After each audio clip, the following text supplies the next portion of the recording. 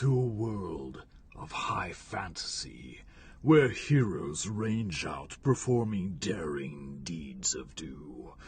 Wizards casting magical spells, the likes which the gods themselves have never been able to dare perform. Dragons hold up in their lairs treasure, gems, and magic items. I'm sorry, what?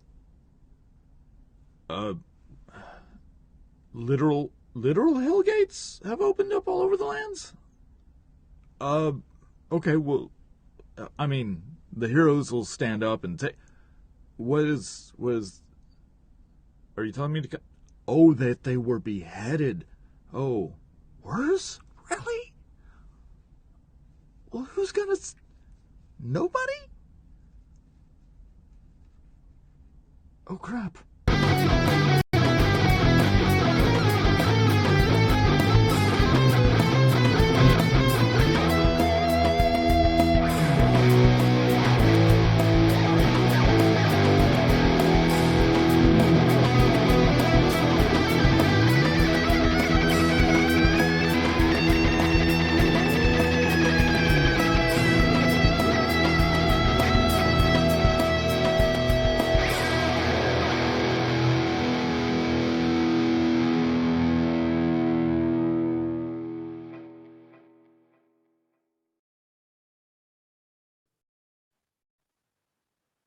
Hello, everyone. Welcome to Mid-Dice Crisis, where a bunch of middle-aged dirtbags play their best. Yay! D&D. Dirtbags.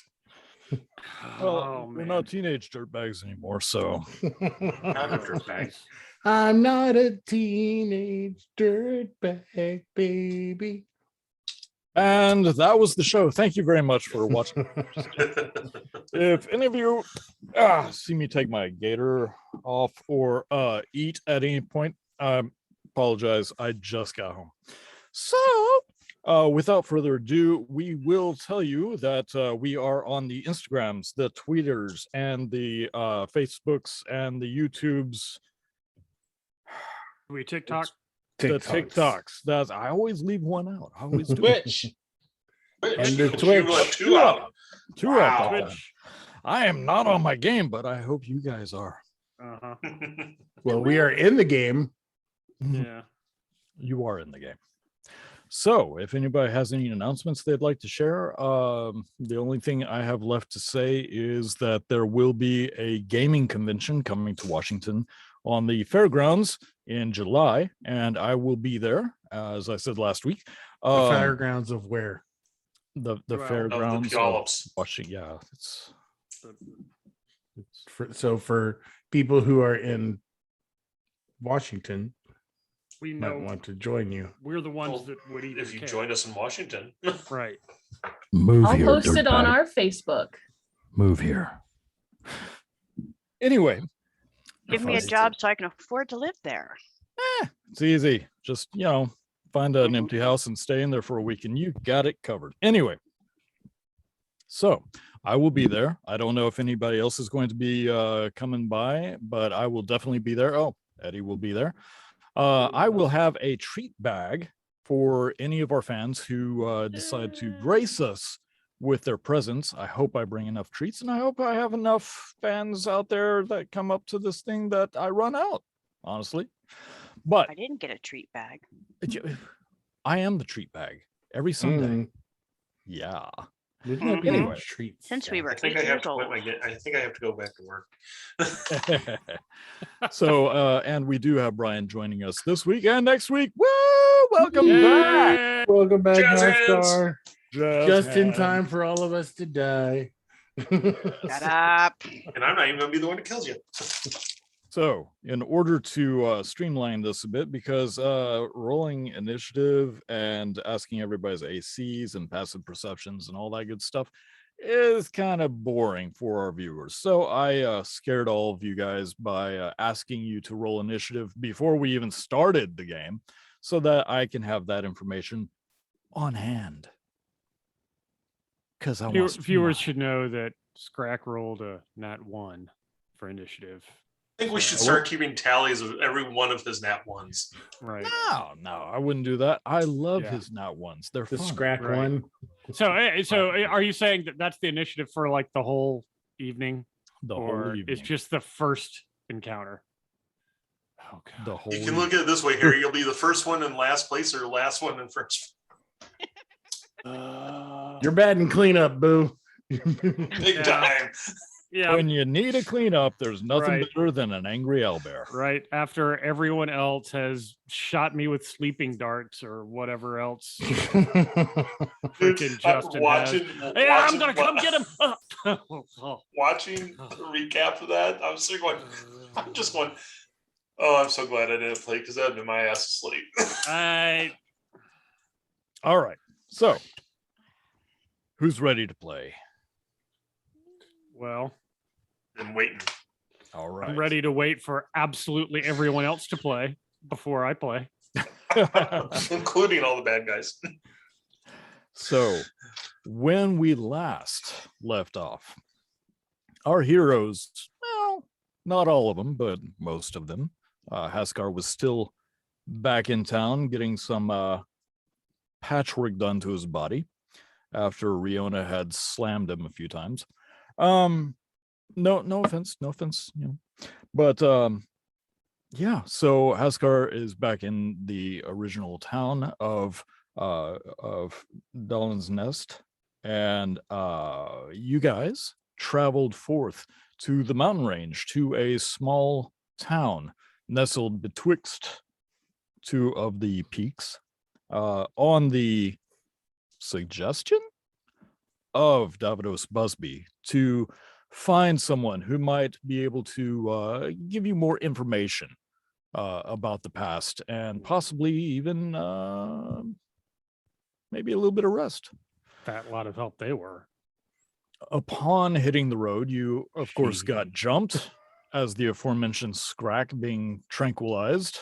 You dealt with those bad guys, found out that Daisy has a $15,000 or not dollar gold bounty on her head. I have no idea what I did. I still well, don't know what I did. Not yet, you don't. Damn it. And we found out that the Thieves Guild did not like Scrack. So that's why they attacked. There was a little bit of back and forth. Torsten fell twice, Mhm. but he got back up again, just like the song. No. And he may have earned himself a reoccurring villain. Call Woo. you Chumbawamba. Once the cleanup was done, after Scrack made a nest out of someone's intestines, you headed back out on the road, got to the town, which was very arid, very dusty, falling apart from disuse. The homes themselves and the other buildings, businesses, had a lot of personal things left in them. And while investigating the only home that you thought may be inhabited, you found that Scrack, in ogre form, had a knife placed to the back of his head, and the only resident is the daughter of the man you sought out. Mhm. Cherish Debor. Really annoying. Seriously, where'd you bitch. come with that name? Super. As you are all fairly damaged or tired, she offered you a place to stay, but told you in the morning she's setting fire to the town and the black forest that has arisen going into the mountains between the peaks, because the something that lives deep within it has claimed many of her villagers. Rusty was super drunk due to a experimental potion. Daisy was playing the mom, taking care of him. Scrack and the llamas slept in the stable. Torsten immediately fell face first into the first bed he could find. And Riona, despite the warning, went into a home that had vines growing on it from that dark forest. Torsten, Yes. the sound of crickets and the stars splay out all around you. The smell of a cooking fire with sausages and onions, garlic. There's a very savory stew being made nearby as well. Bread is being made in the temporary kiln so that it stays nice and hot in there. You look around and you are seated on a felled tree. The warmth of the fire is lighting your face as you see your family and your friends tying up the horses, some of the younger children bedding down at night. And a familiar face, not your father, still a father-like figure. Jaskar. He walks up to you. He is a middle-aged, elderly man, long braided beard. For a human, that's quite the feat. His hair is very recessed, but he's kept it into nice 3-braid pattern that most of your family and friends have adopted over the years. He holds out a steaming bowl of the stew with a sausage poking out of it and a chunk of bread. With a smile, he hands it to you. Torsten, I see you are getting lost in your thoughts. I would like to... Do I notice if this is a dream or not? Make a wisdom roll for me.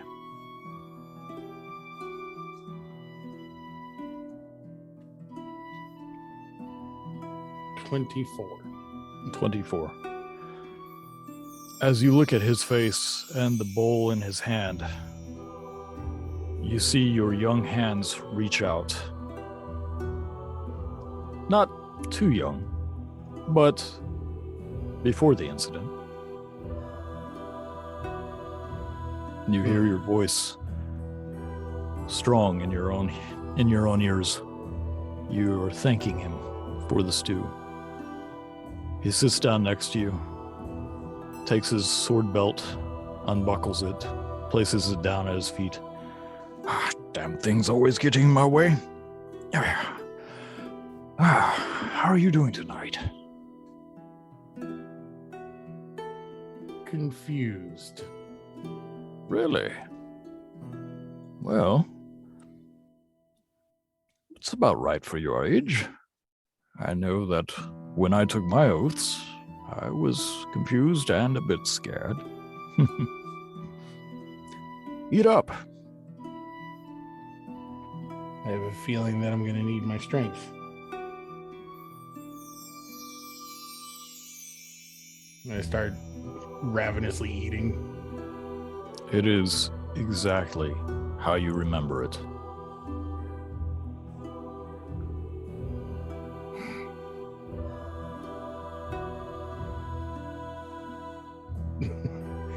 I look over at him and I say, I know what's coming. Yes, I mean, you've been preparing for it for years. You should know what's coming. It's okay, it's fine. You'll be fine, I promise you. It changes nothing on the outside, but the inside is forever changed due to your decision and your oaths. Just remember the words, hold tight to the scales, and remember, we love you.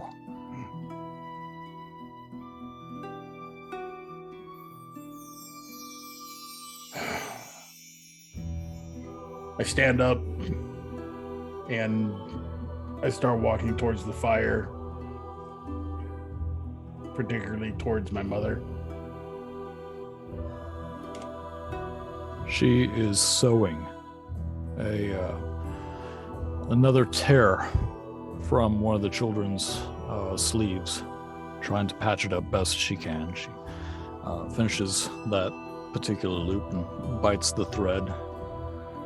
She looks up. Hello.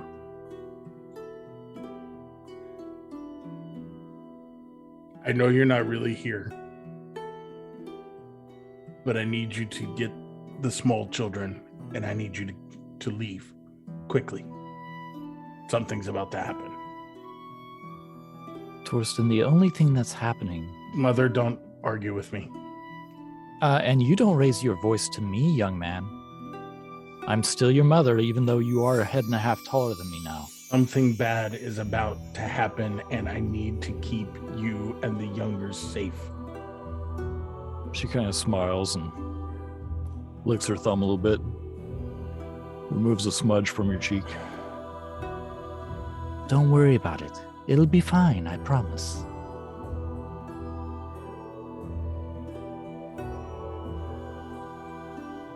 I rush off to my house to see if I can find my mace, see if I can find any armored anything lying around. Okay. As you start running, moving past some of the people, they are completely oblivious or just absorbed in their own evening rituals.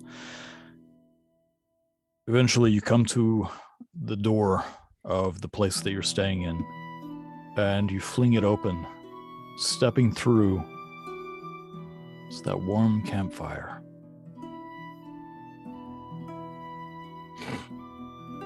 Ah, Torsten.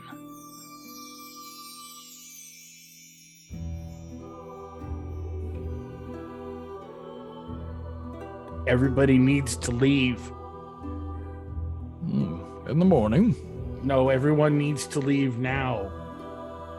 We need to leave now. But you haven't eaten. And he holds up. No, they're coming. Who? The demons. The demons are coming. And I'm not strong enough to save you yet. You'll never be strong enough, Torsten. Not alone. But unfortunately, right now I'm alone and I need my friends. Oh, Torsten. Don't you know? All your friends died. All your family died. Everyone you've ever cared about died. This isn't real. You're not real.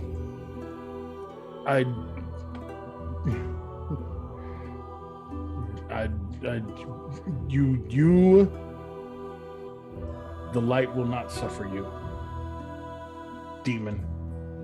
And I just blindly cast a guiding bolt at second level. Okay. As you make the gestures and try to cast, you see the elder smile. And as the smile gets wider, the skin begins to split on the sides. You can see all of his teeth. There is no blood. But between those teeth, spider legs. Torsten, you're never alone. They reach out, touch your face a little bit. We made sure of that. The sky begins to flash. You see, standing before you is this abomination of the Elder. You see other people walking around, not doing what they normally do anymore, but their eyes are all locked on you as their bodies continue the motions. You see their mouths begin bulging, their cheeks puffing out. Spiders start crawling down their faces. Wake up, wake up, wake up, wake up. Flashes, wake up, dark, wake up, light, dark, wake up. light. The fire gets hotter and hotter. It's glowing a bright orange. You feel it singeing the hairs on your face. And you sit up, eyes wide, in a unfamiliar location, in a strange bed, covered in sweat, with a building on fire all around you. I I look around and just look for my mace or my shield and my pack, and I come bursting out of the building. As you kick the door open, it's partially aflame, so embers go everywhere, and the smoke is stinging your eyes a bit. The smell of oak wood burning, very familiar. The sounds of the elder in your ears. We're always with you, Torsten. And you come running out, mace held tight. What's left of your shield. And you see a very startled looking 30-something-year-old woman with a torch in her hand. Oh, I'm sorry, I didn't know you were in that one. But in all fairness, I did say I was going to light the town on fire and you guys needed to leave early. Is it morning? I look around to see if the sun's even up? Yeah, the sun is up. It is. I start just calling over for horizon. my friends. Riona, Daisy, Rusty, Scrag, Haskar. Are you even here? About that time, you hear a door open, and you do still have that lingering smell of fire and smoke in your nose. But there's also a smell of coffee as the door opens to an adjacent, non-torched building. Opens, and you see a small gnome walk out. Morning. I rush over to Rusty and grab him by the shoulders and start shaking him. Like, is everybody okay? Is everybody alive? Last I seen them, they were. Where Want is some coffee? everyone? Because the crazy person just tried to burn me down. You're going to have to be more specific. The shorter female crazy person just tried to burn me down. I just seen Daisy. She's in there. The one that the one that runs this town, the last I surviving. don't run person. it. I'm burning it to the ground. And you see just a little ways away from where Torsten was, she's holding a torch and she like waves it a little bit. Morning. You had clothes on last time I saw you. They were dirty. When I woke up this morning, it kind of smelled like someone had pissed in them. I can't imagine why. I'm sorry, I can't remember your name. And Torsten, as you're holding this small humanoid in your clutch, you do realize, with the exception of his hat, he is completely nude. Still a dream. Spit him around, push him back into the thing. Put clothes on. Wow. I'm in the middle of cleaning and mending them. I've have nice clothing. You have to take care of it. I've seen a lot of things living here. Pain, suffering. Some people just grabbing hold of life and doing everything they can do to squeeze out any vestige of joy. I might look at gnomes differently in the future if I survive the day. What is that phrase? Tripod. She walks to another building, starts setting it on fire. You want to make sure there's nobody in there first? I already gave you a warning. Wait. Torsten, Daisy, Scrack, me. We're missing one. Where's Riona? Where? Riona, you Yes, awaken. Dungeon Master. You Tormentor. awaken. You are in a bed. You have papers all around you. Some are crumpled now because you've rolled over on them in your sleep. You are feeling really good. Like you're energetic. The air smells crisp. There's a hint of coffee and smoke. And you hear the voices of Torsten, Rusty, and Cherish.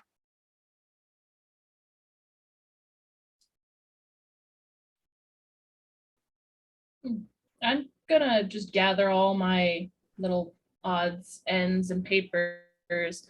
And before I leave, I want to lay them out one more time, as well as laying out my mother's poems and my father's letters, and see if any handwriting mixes in with De Boer's papers and all that stuff. Like if I can spot any like similarities of letters, I can move those aside. Trying to match handwriting. The handwriting of Kieran De Boer is very thick, done with more of a pencil. You're used to your father writing in very spidery, sometimes shaky handwriting, but it's always very thin and tall, very precise in some areas, but very scratchy, like the nib of the pen caught the paper or the parchment wrong. Your mother's is also not among the writing. Okay. Just I wanted to double check to see if anything like that he got a letter from my family or so on. Is there any handwriting that doesn't match De Boer's? Roll investigation.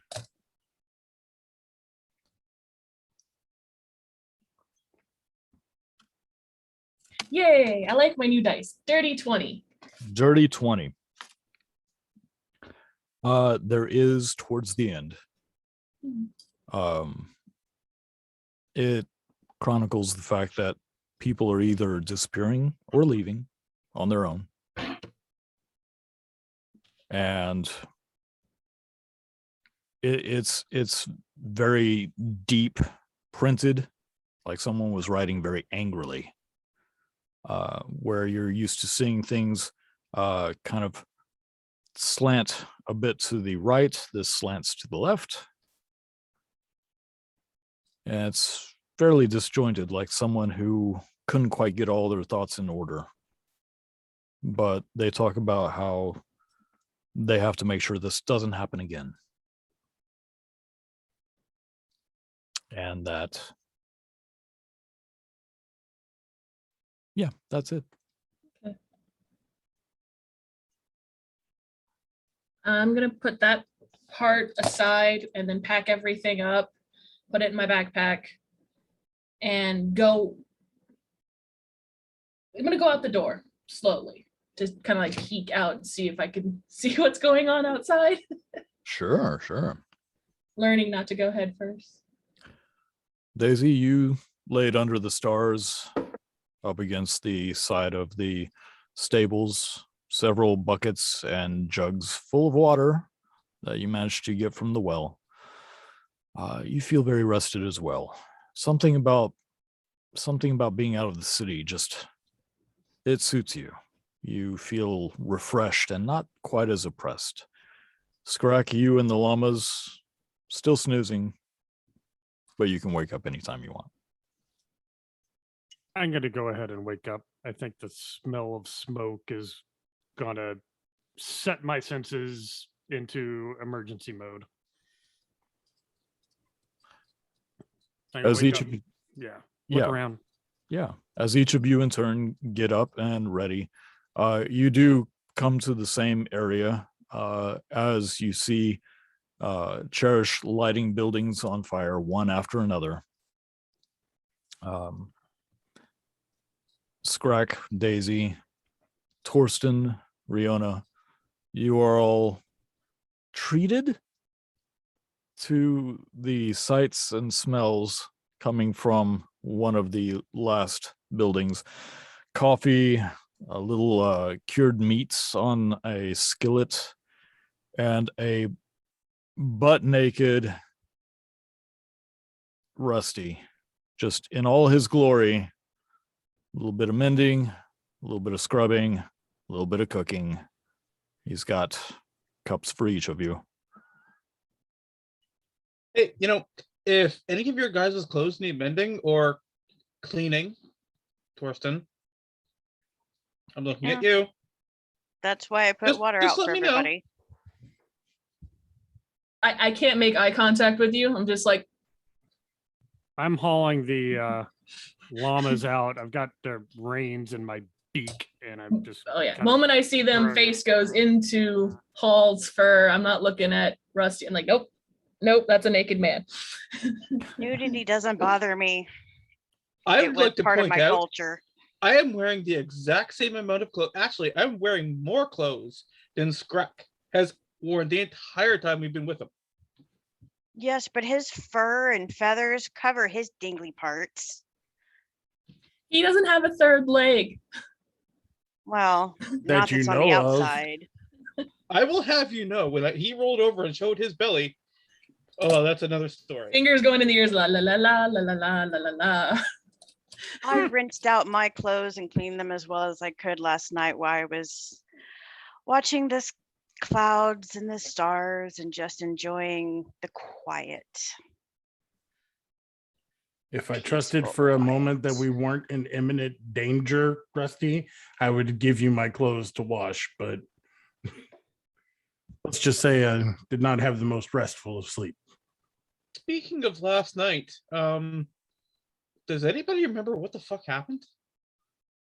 Oh, we had a dance party, you and I I- saw lots of pretty colors and a fucking nightmare before we went to bed.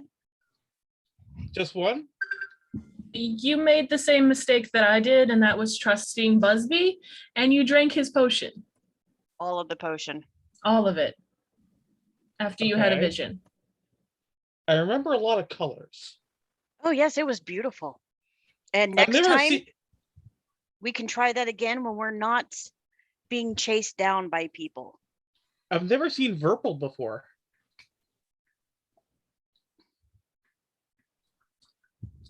As you contemplate this new color, Cherish walks up and tosses the burning torch through a window of one of the last buildings. She's like, okay, now to prepare the rats. See her as she brushes past Rusty, goes up the stairs. You hear her clamoring around a little bit, and she brings down a small cage with about a dozen or so rats. And she has looped in one of her arms what looks like a backpack, but it has wooden poles sticking out of it, about 5 wooden poles sticking out of it. She moves around, gets through the door, and begins affixing on the tails some rags to the rats, one after another. Maybe you shouldn't do that. You might upset the Rat King. I'm sure we can help you start a good fire without notifying PETA. I don't know who PETA is or the Rat King. Yeah, I have a trick. Peter was a baker I back have in a our trick. town. Let me do a trick first, and then you could totally do whatever you want. And I sit down, and I'm going to start talking to the rats, and I'm going to cast, instead of doing ritual, cast, Okay. speak with animals. All right. So why is my long rest not there? Okay, hold on. Might want that. Yeah. Hey. you I am putting on my pants. Okay, so I cast speak with animals. Okay. So as you cast speak with animals, you just hear a lot of chittering from the Mhm. rats, and then you hear, cheese? Oh, no, Not cheese. Bread. No, bread. No. Fruit? No, not fruit. Are you Little crazy? friends, can you do me a favor? And I will give you bread. Is she talking to us? I don't Uh-huh. know. Is she talking to you? I don't I'm know. talking to We're the all only of ones you. here. Oh God, she is talking to us. So I'm friends with the Rat King, and I want to help you, but we need you to help us. Do we have a king? I never heard of king. What? You? No. Hey, we're a sovereign nation. Shut up. Look, you could either be burnt alive or you can help me. Burning alive does not sound good.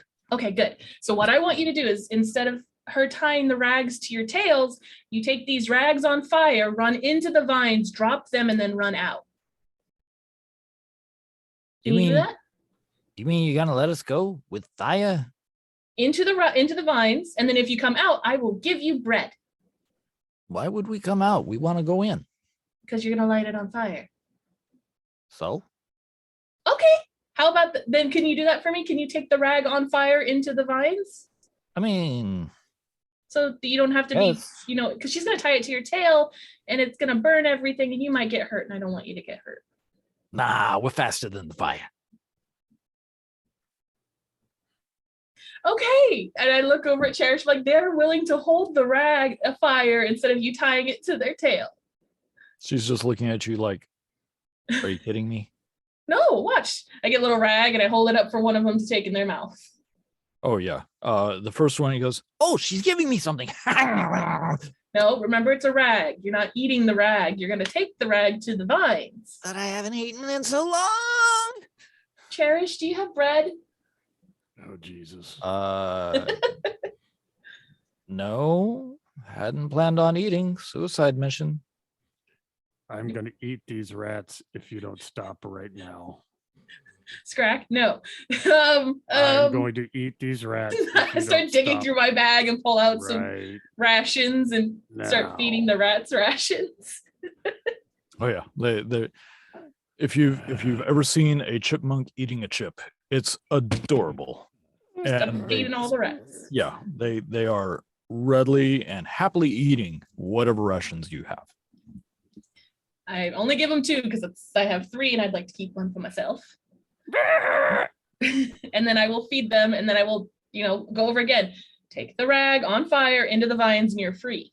All right, so eat the rag while it's on fire in the trees. Yes. Just so I walk over and kind of just amble between the rats and Riona. And I look over at Cherish. I just produce flame. I take the rag, dip it, hand it to a rat, go. And then I'm just each one, go. One by one, they grab it and start running with some of the rag in their mouth, holding on with their front paw. I'm training their rats. Voices. Go.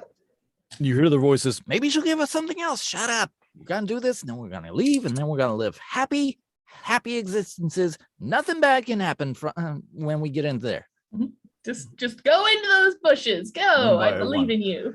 The last one is like, Into the light, little ones. the last one before it takes it looks over at Scrack. You walk in here. You walk in here. He will eat you. Go. Go.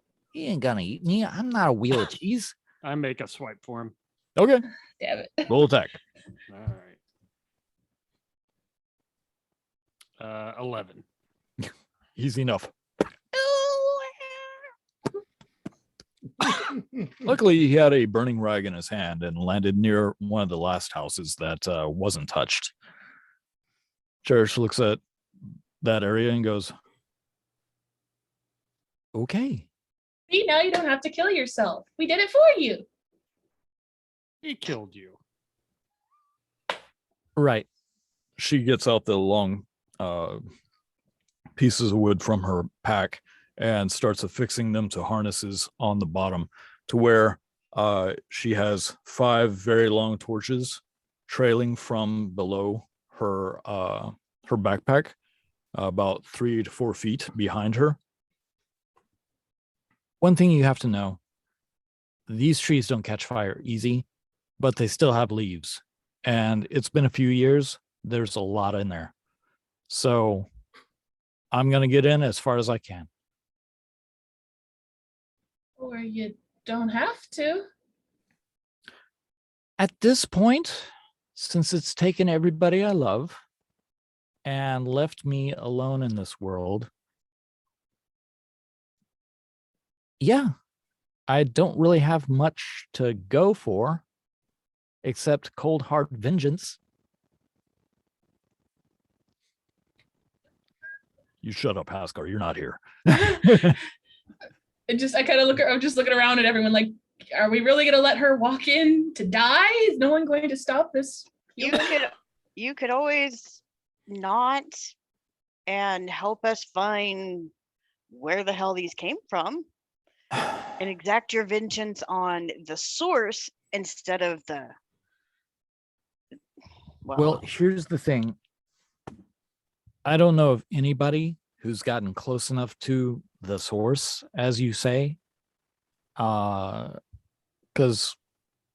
frankly, not many people return. My mom did.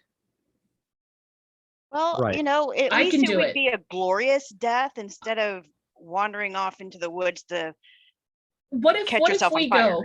What if I go? What if we go and do it and you just wait a few days and we'll go She take does care of not the speak source? for us. Rusty, shut up with your third leg. I have my This- pants on. Just get dressed. We gotta go. I She mean, we're pulls out going her that. daggers and she was like, I'm not really going in there just to die. I'm going to kill everything I come across. So come with us. We're going that way. We have to go that way to find Max, right? We're still looking for Max, right, guys? Why? Because he has Because a wizard told us to. Do you do everything that a wizard tells you to do? Look, I know Apparently. it's stupid. I know it's Since stupid. I've met them, yes. I'm just following along at this point. That's how wizards work. They ingratiate themselves somehow. They give you money or they give you potions. They say, hey, here, have a potion, drink it. It'll make you feel better or it'll help you with whatever. And it might heal you, but it might give you some like weird thing that happens to you. You might have an extra eye bulge out of your face or I don't know, just completely Staring steal down from at reality. Rusty. Or you could see new pretty colors that you didn't know existed. Hey, that's very positive way of looking at it. No, That's pretty much what happens. Just come with us. We're going that way anyways, and maybe we can help you take out more stuff. make a persuasion roll. God damn it! Why am I the one persuading people? 'Cause you're the one talking. Because no one else is talking. Hey, I invited her. You did. Gave her a better 7. idea of death. Did I get advantage because Daisy was helping? I'm gonna fight for it. Because you have a conscience and no one else here does. Do you want me to You're roll not for here. persuasion too? No, Rihanna, you Damn. can roll with advantage. Yay! Thank you, Daisy. It's not much better. It's 11. I have charisma. Woo! It went from 7 to 11, so I guess that's an improvement. So much better. I look over at Rusty. I'm like, evangelism's not really my thing. So as you are trying to persuade her, she looks at you. Her daggers are still out. She gives you a long, soul-searching stare with her gray eyes. And she's like, nope, I'm good. About that time, though, you hear,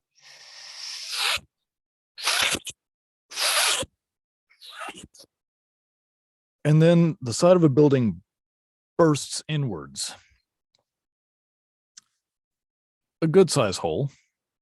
And as the debris from the wood clatters and a few things fall over and break, you also hear, oh. Do I know that grunt? You see a very disheveled Haskar walking out of the hole, like actually after he walks out, quickly closes behind him, and like you can see the wall kind of vibrate like Matrix style, like whoa, whoa, whoa, whoa. And all he says is "fucking mages." How And he looks far up, away is he? and I look up See? and going, I look up and going, well, I didn't miss anything much, did I? How far is he? He's probably about 20 feet away. Full sprint and tackling Haskar. You have a wild red-headed human running at you with the puzzled looks of everyone else in a town that's on fire. Before you hit me, I'm like, no. Like, As soon as you hit me, Leona, I want you to roll an attack, please. Yay! And, let me see. Would this be? Let's see. So unarmed strike. No, just whatever. Just Well, with unarmed strike, unless you want me to do my strength, it is a 12 to tackle him. so when she comes at you, it doesn't hurt you, but as she goes to hug you, you cringe up a little bit, and as you start flinching, her body goes right through yours, and you're like, ah, and you pop up in several different locations super fast back to the spot you were just at, going, Just laying in the dirt, like, what? Did y'all see that? When did what this? I Haskar, think you need you're to muted. go easy on the drugs. Mute. Haskar, you're muted. Quite impressive, Master Dwarf. kept hitting the goddamn spacebar. It wasn't going. I just say, I shake my head and just mages, and hold my hand out to pick you up. I get up and just hug. Something normal in my life in the last, just Haskar. this hug is definitely not normal. As you put your arms around him and try to hug him, you feel his body give in certain ways, but then resist in awkward locations as your hand starts to go through his back. No, I'm gonna push off of him and back away quickly and be like, Skinwalker. Haskar is a skinwalker. As soon as you push me off, you see this purple, like, Got muted again, love. as you push me off, you see a purplish gray white wave come like around me, and I poof, and I'm shunted about 20 feet away. Stop fucking touching me. I go and hide behind Torsten. Fucking mages. God. I'm like behind him, scared. I reach behind me and pat her on the back and look at Haskar. I'm like, what is going on? That's pretty I cool. sunk into him. The next time I He's a see that skinwalker. fucking mage, I'm going to kill him. That could be Are Every you? time I get hit, I shunt like all over the place. You get hit often.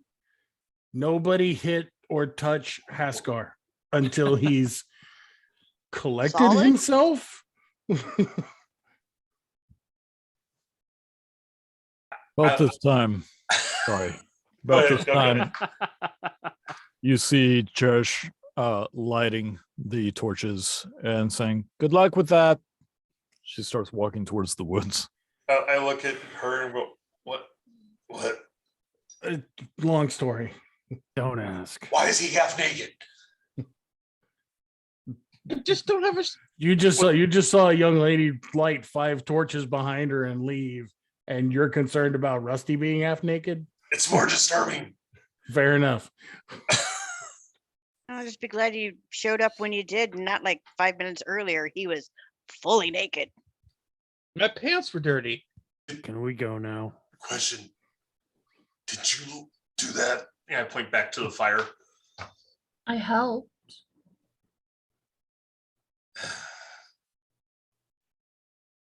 Okay. Let's go. Where are we gonna go?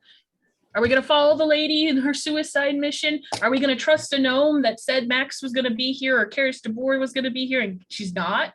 He's not. Well, you were last with Davidos, weren't you, Haskar? Lying gnome. Kind of. Fucker. Yeah. I trust that gnome as far as I can throw that fucking burning building. I don't know. I think you're kind of strong. And I look at you like just I will, as I do, my eyes turn a little purple and start vibrating a little bit. And I'm just like, Easy. We do not need you flying to pieces. Still hiding behind Torsten. How can I help you settle? I have the same kind of magic I can use. just don't touch me. Hey, can you kill people with mind dicks?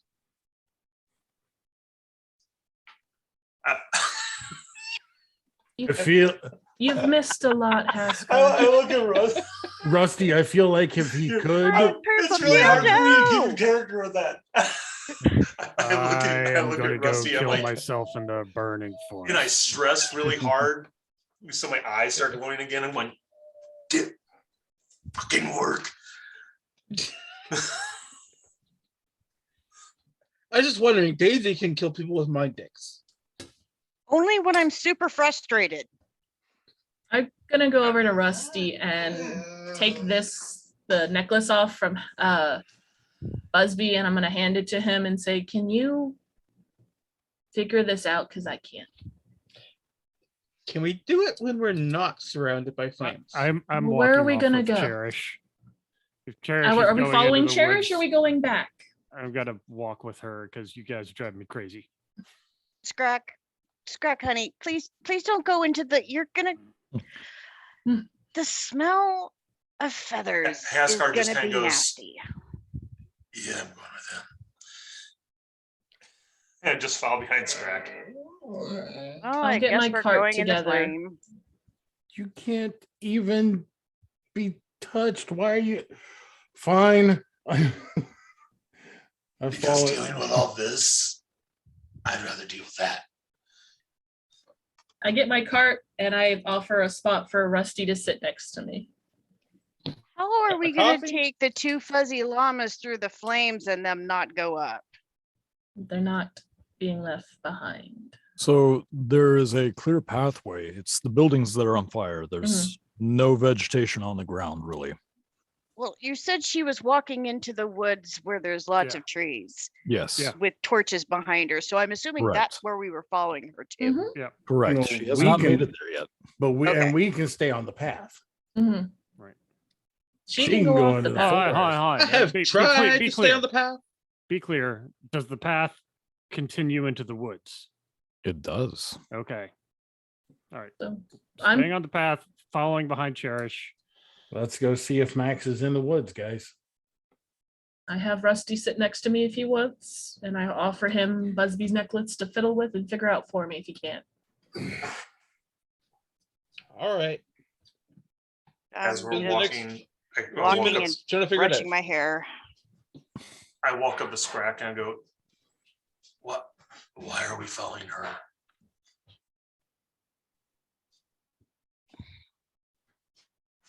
There's something unfinished here. Evil plants. All the evil plants.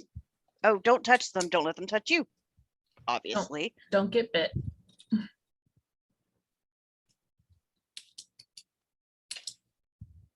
All right. So as you all begin walking behind, Cherish is about 20 feet ahead of you. She kind of stops when she hears you all getting closer, approximately. She stops, looks over her shoulder at you. The other way is where there won't be any fire. You're on your way to do something stupid. We're gonna follow. It'll We're either gonna be a go do really some- great story, Mhm. or we're gonna help. And she looks at the owlbear. She looks at Haskar. Well, I know at least two of you might be able to handle yourselves a little bit. Screw it. Let's have fun. She waits for you to get closer. I don't think we met. Cherish. I'd rather not shake your hand. I don't know why it'll happen. I'm Asgard. Not you. I just don't want to go into the fire. We're setting a forest on fire. I'd see what happened when she hugged me. I bounced all over the place.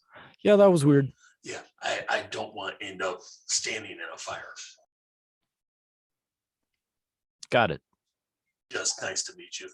Crazy So- lady that I guess we're following into a fire. So just to be clear, you don't want anyone touching you because it might put you someplace that there's fire, but you're actively walking behind me, going into a forest to set it on fire.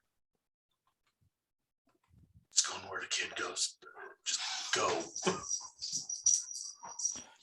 Well, people are judged by the company they keep. Thank God I'm going to die in here. Okay.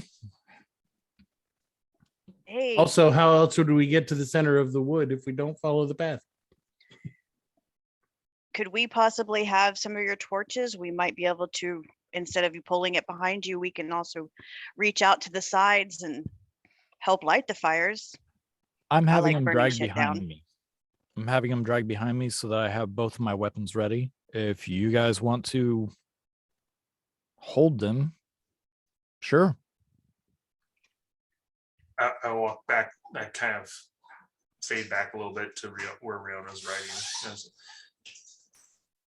Why is she saying to have wood on fire?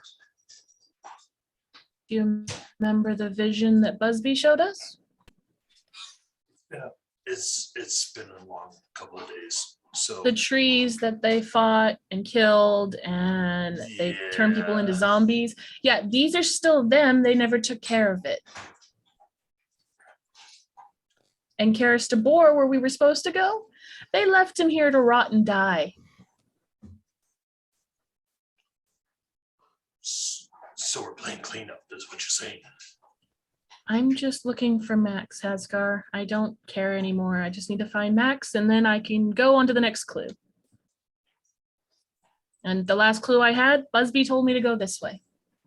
The lying asshole gnome. You have no idea. Which then I look over at my little gnome. Hey, how's that necklace coming? So I got like 5 more minutes on this thing. Come on. So as you have gotten closer with the llamas in the cart, Cherish looks at you a little bit and goes, the cart might be an issue. Llamas can come. They're great bait. They're not bait. I like her. I'm just saying. The cart's fine. That's why I'm following. Okay. But if it gets stuck, I'm not pulling. We have an owl bear. He has She a hands- Hasgar. She hands the torch out. Hey, Blinky, you gonna take this? No? What about you, short and pointy? I pull up my hammer going, this thing's 2 hands. She holds it out to Daisy. What about you? I'll be glad to help. I like burning shit down. All right, Red, here you go. You and the gnome. Produce flame. That's handy. Don't need that. And he's busy patting Rusty on the head. Tripod can't hold 2 things in his hands at once. Hey, this thing takes 2 hands too. All right.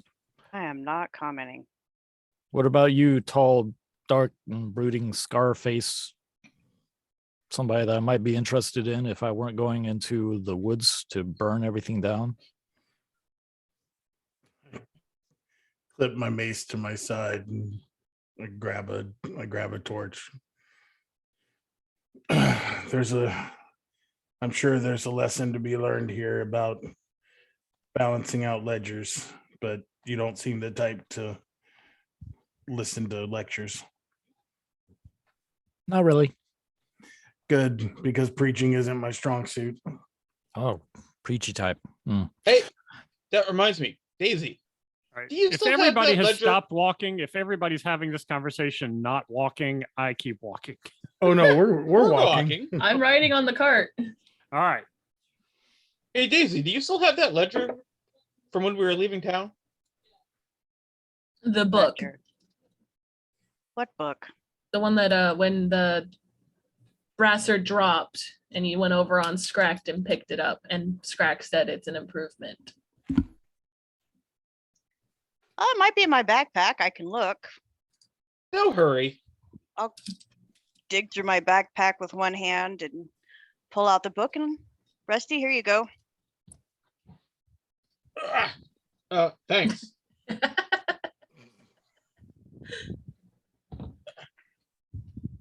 It's a nice big book there, Rusty. It's Thank only you. like Whatever this keeps you big in my happy. hand. Right. Exactly what I was thinking. Resisting so many comments right now. It's all about proportions. Keep focus, Rusty. Focus. Necklace, necklace, necklace. It takes 10 minutes regardless. Focus. As you get closer to the woods, you do notice that the, for lack of a better descriptor, trees, they almost look as though they are knitting together. They're 25, 30 feet tall. There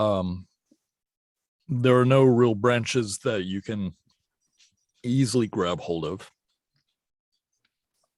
but it's almost as if somebody took a tree, pulled it from the ground with all the roots intact, spun it upside down, and replanted it. But the root limbs are weaving, and there are vines all over the ground, dangling from these limbs. The sky, after a while, gets harder and harder to see. There's no real foliage on them at this time, but it's a rolling pathway. It's not just smooth and flat. It is bumpy. It has some small hills and dips, but all the trees are black with a slight purplish glow between the creases of the bark. The vines themselves are also very dark green, almost black themselves, but with bright red thorns. Something And as you tells me walk we in- should avoid the thorns, everybody. That is definitely a note forest. As you walk in, you've all had experience in the wild before. It's not something uncommon, maybe to Rusty, but being more of a city dweller, but it's oddly still in here. No breeze, no sound of chirping birds, no skittering of chipmunks or squirrels, no sound of any predators or prey.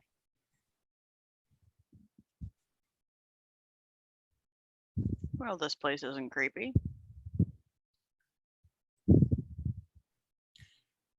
I'm keeping my eyes open. Seems and to be moving par through. for the course for our lives. This is true. Ever since we've met, nothing's been not creepy. Yeah. Suddenly, pink unicorns burst out. No. No. Nothing's been not creepy, but at least Rusty is wearing clothes now. I'm not wearing my shirt yet. It's a very odd gauge to have for nipple rings, but to each their own. All right. So total silence. We don't hear anything. aside It from is. us. Aside from you. You see Cherish stop a little bit, and she kind of breathes a deep sigh, steadies herself, and actively starts walking into large piles of the dead leaves. Hmm. The trees don't catch on fire very well.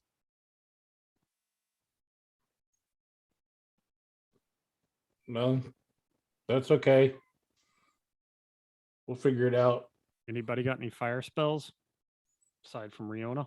Plenty. Yeah. You guys want to get to work? I reach in my pack and grab one of the vials of oil I have. This might help. I What happened to the alcohol we gave her that she had planned to, I guess, dip the rags in? Was there anything left that She we might be able stops and to? turns around. Yeah, there's a little bit left. If I don't get too far in, if something happens to me, I've got a use for it. Yeah. Fair enough. I I'm like- assuming all the animals, other than the little rats you just sent in here to die, have already evacuated years before, correct? Not quite. Daisy, would you make a investigation check for me, please? Of course I will.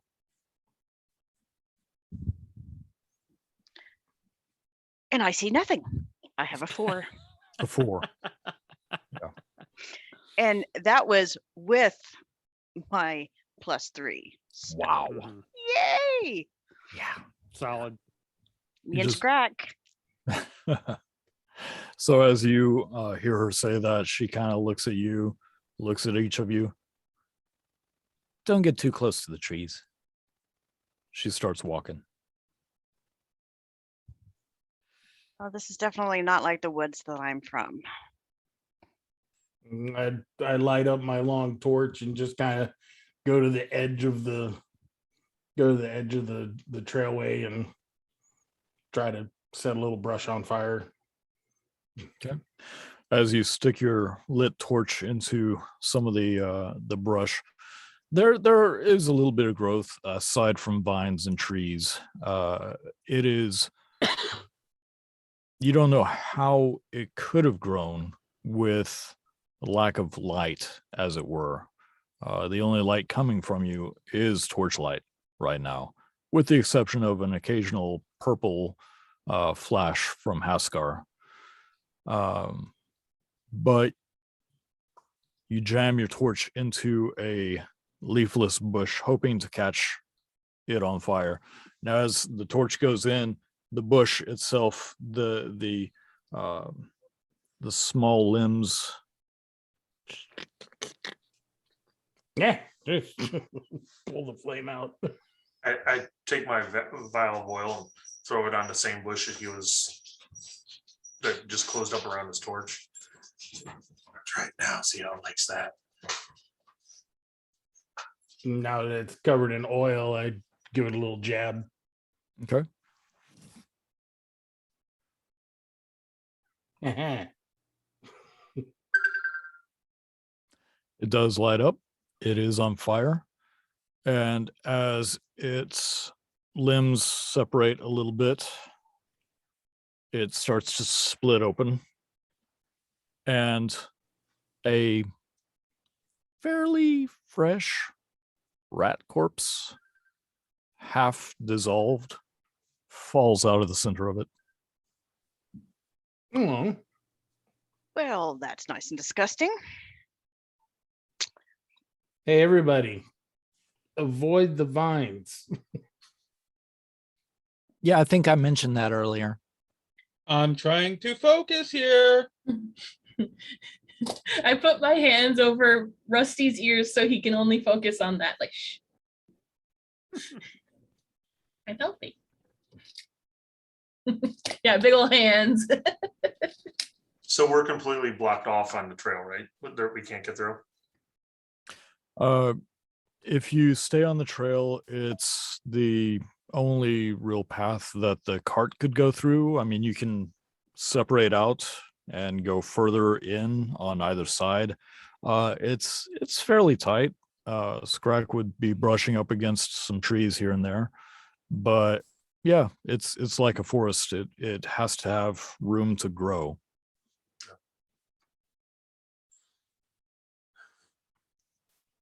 And she's going. Is she going off into the woods, or is she actually still staying on trail? She's standing there looking at you as she's jamming her torches anywhere they will light something.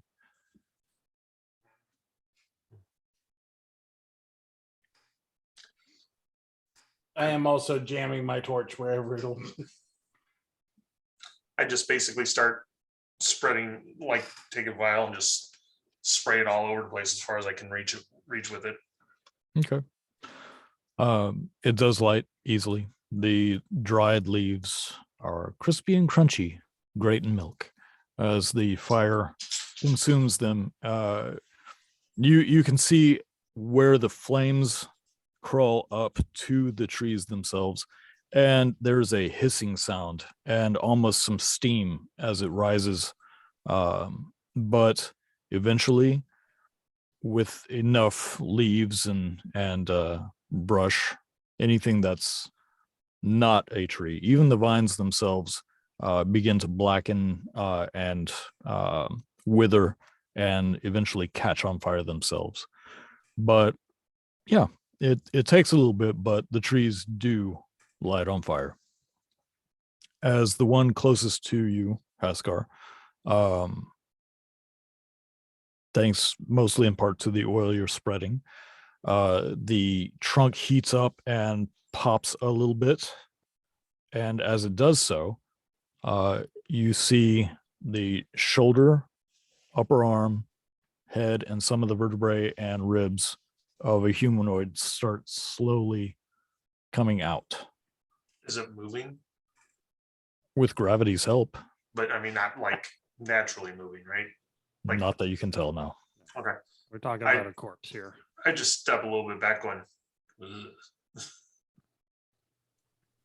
About this time, Cherish will walk up to you and she says, yeah, I don't know who that is. More than likely one of the first victims. So, since you guys followed me in here, I guess I should tell you, don't get bitten, and you won't end up a tree. So the Great. trees were the people? Yes. Partly, and as you look at the trees, you do see that they are very much reminiscent of a regular tree, but they'll have a bulge here or there, almost like a growth underneath the bark. Those who get bit, they put down roots after a while. Bit by what? Skrek, I need you to make an investigation roll, please. 14. 14. As you ask, she goes, one of those, and you see her throw a dagger directly at you. And with 14, you see it coming, you move your head slightly, but no real need, as it goes behind you and hits a trunk of a tree, making a thunk sound. You look behind and you see a vine that has been pinned. The end blossoms out like this into several toothy tendrils and begins to attack the knife. And now that you've noticed that, you do see that there are other vines moving a bit. Wonderful. Lovely place I've bamfed back into. Have I finished casting I know. Identify yet? Hasn't been 10 minutes yet. Sure, why not? Since all of us are watching a nightmare around us, I know, and you're me playing and with a Rusty are just necklace. like, focus. Rusty, as you are intensely looking at this necklace, the claws around this crystal, they seem to be made of metal. They're always cold. It is very polished with clear crystal. But as you are focusing all your energy in looking at it, trying to discern what secrets it may hold, you see one of the fingers twitch a little bit, just slightly, and go back. It's not alive, but it is powered. And since you identified it, you can communicate with others that have that same type of crystal. And I will relay this to Riona. Well, at least he didn't lie about that. Just nobody's answering. Maybe you're not asking for the right people? Hello. Hello. Just talking into it. Anybody. The heat from your breath as you speak into it and say hello twice and anybody, you feel the crystal warm a little bit. Inside your head, only fuck. only Riona can hear this. Inside your head, you hear, Busby? No. Your voice changed. Max? Who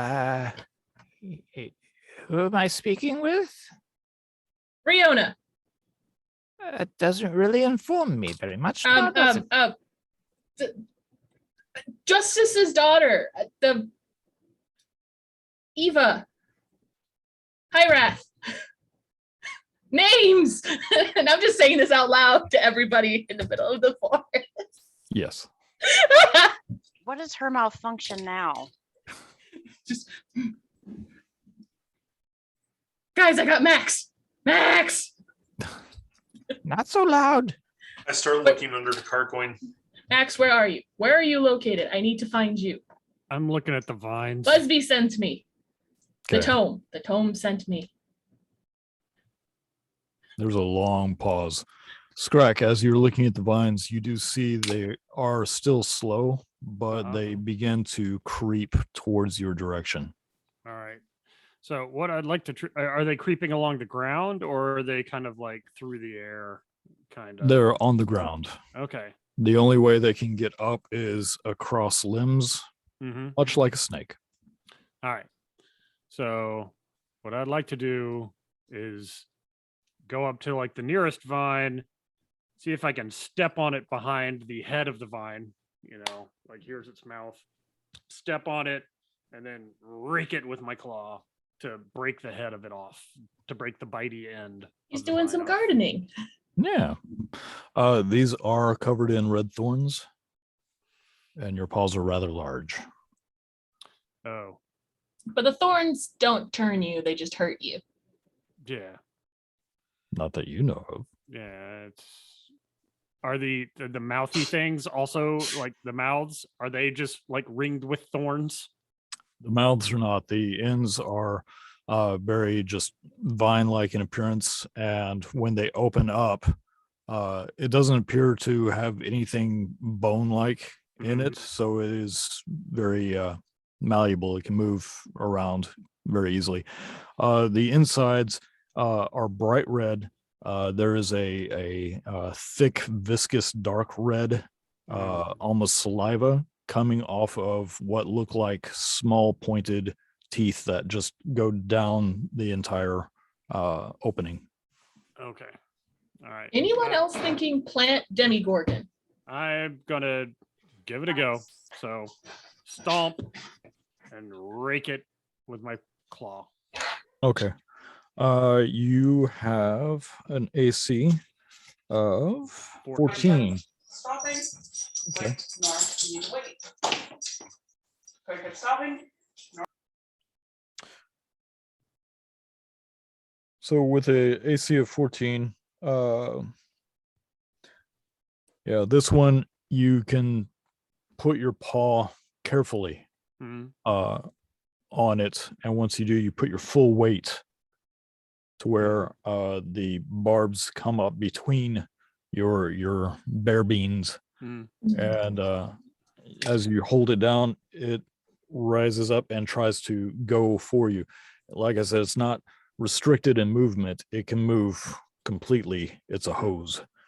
Right. But go ahead and rake it. All right. Do some damage, sir.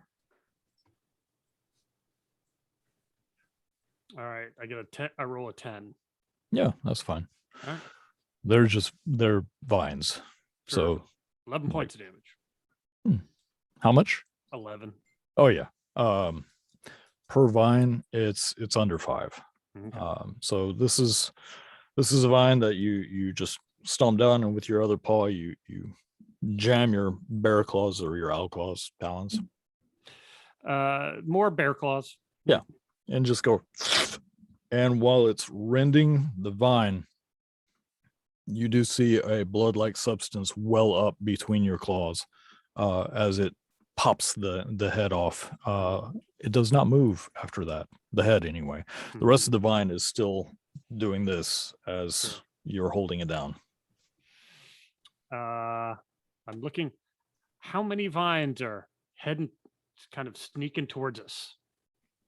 Quick count, probably a couple of dozen. All right. This is. We should probably move. They're not fast, but they are drawn to you. Right. So you said they're up in the trees as well. Some, yes. I look up. Are any coming down towards us? There are 3 that are coming down from you, from the nearest tree. We need to find the source of this. This is wrong. So do the vines look like they're in the tree or like part of the tree, or they look like they're separate from the tree? They look separate. You're not quite sure where they come from. You don't see. Actually, go ahead and make an investigation check for me, Haskar. Read at these with a 4. I notice the trees for the forest. Yeah. I want to look at the vine I'm holding down. You said it's writhing, and I just want to sort of try to follow it. Sure. back. As you do that, you go ahead and make an investigation check for me. Haskar's a little distracted by the fact that there are vines actively opening up and coming down towards you. I also see trees. Probably Oh. doesn't help that Riona's screaming at a necklace. Probably not. Probably. But doesn't. I will say, Scrack, that as you follow the vine, it loops in and out from other vines. You can't see a source of where it may have emerged from the ground.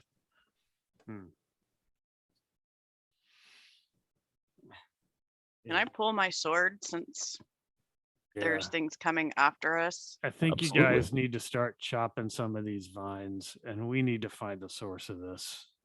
I go after This shouldn't exist. the closest one to the ground, the closest one to me with my sled, my maul, Okay. just to Roll hit it right attack. behind the head. Roll an attack. How about 25 That easily hits. Chop those vines. or 11 points of damage? So the bludgeoning force of this maul against the delicate frond, it sinks into the ground a little bit. You can see blood spurt on either side from this plant. The part of the vine that would be the head ceases to move, but you see the other part withdrawing. I just start going after the vines until someone can make up their damn mind what we're going to do. So I just start attacking all the vines on the ground. Well, You want- we should still be moving, right? We're following Cherish, unless we stop to look at vines. I believe you did stop to investigate the vines, Okay. but Well, she has moved on, and she's like, if you stay in one place, they come after you. And you can see that there are vines moving towards her, but between you two, she's got about a 30-foot distance.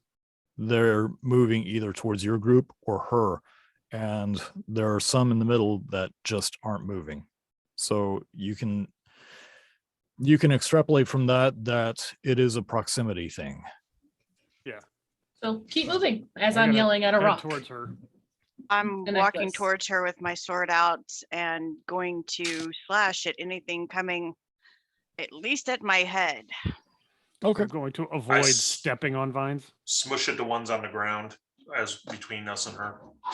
All right. So as you hack and slash your way through the trees and the vines, she waits for a little bit for you to catch up. Mhm. Once you do, she continues going forward, trying to set fire to anything. She looks back at you and goes, "This is creeping me out. Which part? I mean, yeah, but this is deeper than I've ever been. You know, you're only about 100 or so feet into the woods." Hmm. I This is can the only think farthest this is you've gonna ever get gone? worse. Yeah, because I was smart enough to stay out of them until today. You have to get to the source of this. So Need to let's- move a little faster? maybe. Hey, Red. I'm just Max, answer me, Max, answer me. Where are you? Just over it. I'm not even paying attention to vines anywhere. This is my whole focus. Okay. I'm waiting for him to respond. She snaps her fingers a couple of times. You. Yeah. Hi. What? That's so dumb. I'm How busy fast- trying to talk to a rock. How fast can the bait move? It's not bait, and they can do 35 feet to 40 feet. When she says that, I kind of go, Like per hour? Oh, they are totally bait. They're not very fast. They're llamas, and they're pulling a cart. All right. They can go a little faster than they're going now. Yeah, you guys have been walking this whole time. So We was can give them incentive. about this time Hall is pulled under the ground. No, just kidding. Don't you kill my llamas. Go the llamas. Torsten, Yes. what are you doing? I'm kind of keeping a wall of myself, but between the brim of the forest and the pathway, because I know that Riona and Rusty are distracted, so I'm walking like to the side of them and just like jabbing my fire into the, just looking for like dry spots of leaves and just like jab here and Yeah, there. they're all very dry spots of leaves.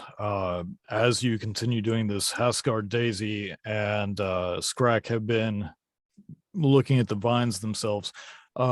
You do hear a hissing sound coming from some of the vines that do eventually ignite. Some of them that are laying in the direct path of the fires that you're starting, which it's starting to catch. It's starting to get a good burn going. But there is definitely a line that you're working on opposite of what Cherish is working on. So you basically have two lines of fire on either side of you. The trees do cross over the pathway, but the smoke is starting to get a little heavier than is comfortable. And the vines that were laying there, they are not writhing as they catch on fire. They just raisen up and eventually catch themselves. You can see a few of the trees are starting to smoke and catch, especially with the vines that are draping them. But yeah, should probably move a little faster if we're going to catch the whole forest on fire. Yeah, if we're starting to make a little heavy acrid smoke, I'm like, let's maybe move a little faster, friends. No, I'm no expert, but maybe lighting the forest as we go isn't the greatest idea in the world. What do Maybe you we mean? should. Maybe we should go kill what's in there and then light it on fire. I grab one of the heads of things I just smushed on the ground Mhm. and toss it up to Rusty. Let Yep. that kiss you. Can I use They- the crossbow to shoot some arrows a little further away from us If you'd to like to. light some stuff on fire? Because Yeah. fire is awesome. And I also pull my scarf around my face, so I'm not going to be breathing as much of the smoke. Probably a smart idea. They don't attack you as long as you're moving. So as long as we don't stop, they're not attacking. That's I not was quite paying true. attention. They are going after you. Thing is, you're faster than them, so they give up, I guess. I don't know. My whole plan was set it on fire, get as deep in as I could, kill everything that was between me and whatever ungodly death I had in store. Yeah, see, you're on a suicide mission. The rest of us aren't. We're Rusty, on a you're not mission to even- find people. You're not even walking, so just hurry the damn llamas up and we'll cut things down as we're going. Watch where you're stepping. Do things get noticeably worse or thicker as we move along? Like, surely So- the heart of this forest is going to be Yeah, as looking you really terrible. as you continue, the trees are getting thicker, and I don't mean there's more of them. I just mean they're thicker. There are Junk in the trunk. yes, junk in the trunk, indeed. There are large like bowls in the trees. Mhm. All All I can think of is Wizard of Oz. They're like, throwing the Apple crab trees. apples. my apples aren't what they ought to be.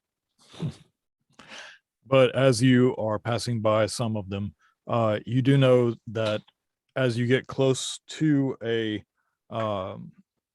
vine, it will start moving, trying to get to you. But the farther you get away from it, the less it moves toward you. Goes dormant again. Yes, it goes dormant again. Do you guys continue setting everything on fire?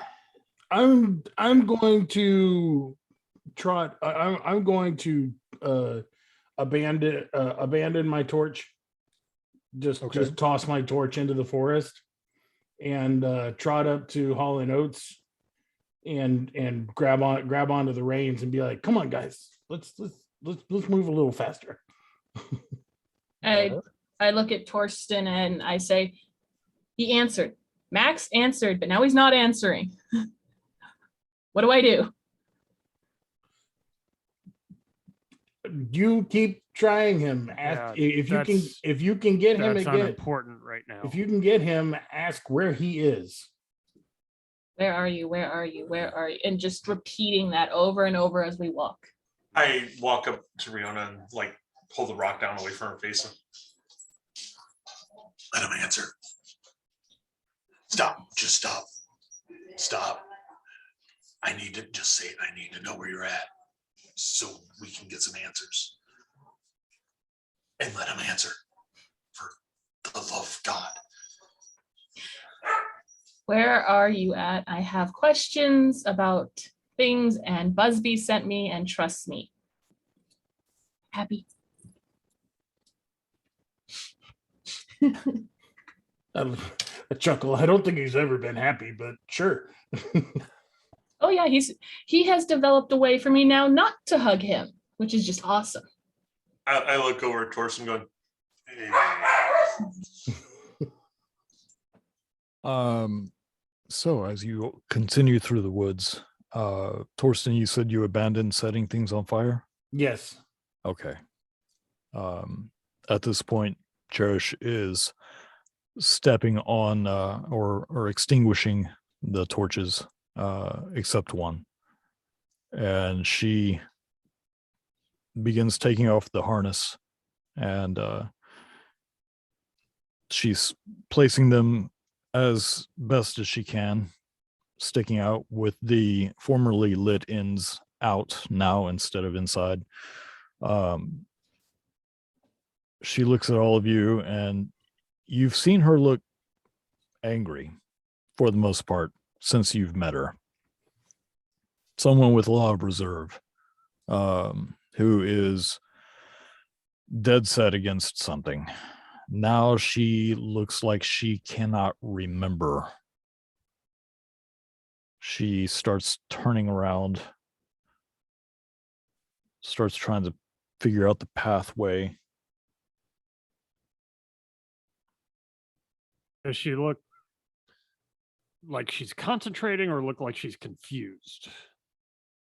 A little Or bit of both. Like spaced out, like she's forgotten what we're here for. I walk up to her and say, "This is kind of your party. What's up?" I know from what my dad used to tell me before the trees, there should have been a bend in the path.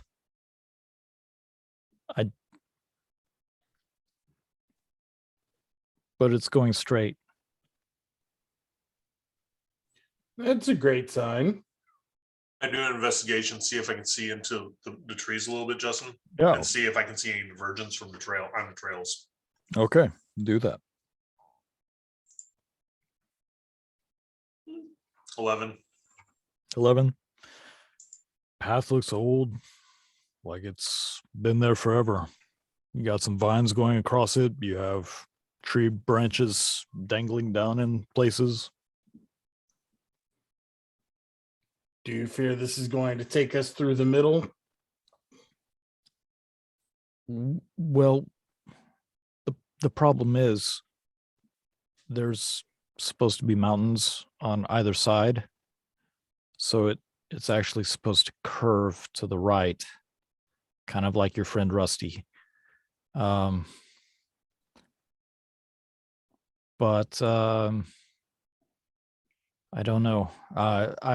Like I said, I haven't been here before, but my dad took notes, and he wouldn't make it up.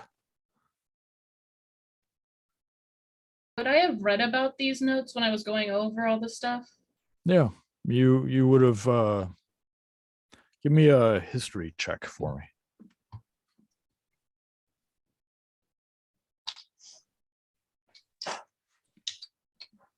Yeah, no, that's an 8. Yeah, This part of the forest may not have been here. Sure Your would be father convenient if was. someone could turn into a bird or something. So Riona, you trying to remember, and you kind of glazed over the parts that didn't have anything to do with your parents or the party or maybe the thing that's in the woods. So the geographical layout, it's kind of like, oh, this is interesting. So, but yeah, eventually she goes, I don't think we're on the right path. Need everybody to make a perception for me, please. Well, my response to that is, well, there's really no going back. So I 11 had a dirty here. 20. 8. I got an 11. Okay. Riona? 13. 13. 11. Riona and Daisy. As she says this, Riona, you were a little distracted trying to think of something, and out of the corner of your eye, you see something between two of the trunks farther off Towards the ground or towards the tops? in the middle. Of course. Okay. So Like like at human level. like a cloak flow or like a wing flow? You saw something pale, but it Okay. was out of the corner of your eye. Corner of my Daisy. eye. Okay. As she says this, you immediately start looking around, trying to figure out if you just signed your own death warrant. And you see long, thin, clawed fingers, very pale, go around a trunk, and a face come out from the side, smiling at you. And I'm going to send you guys the picture now. It is a very that's beautiful. pale That elderly woman is smiling, horrifying. wrinkled, no teeth, eyes all black. Guys,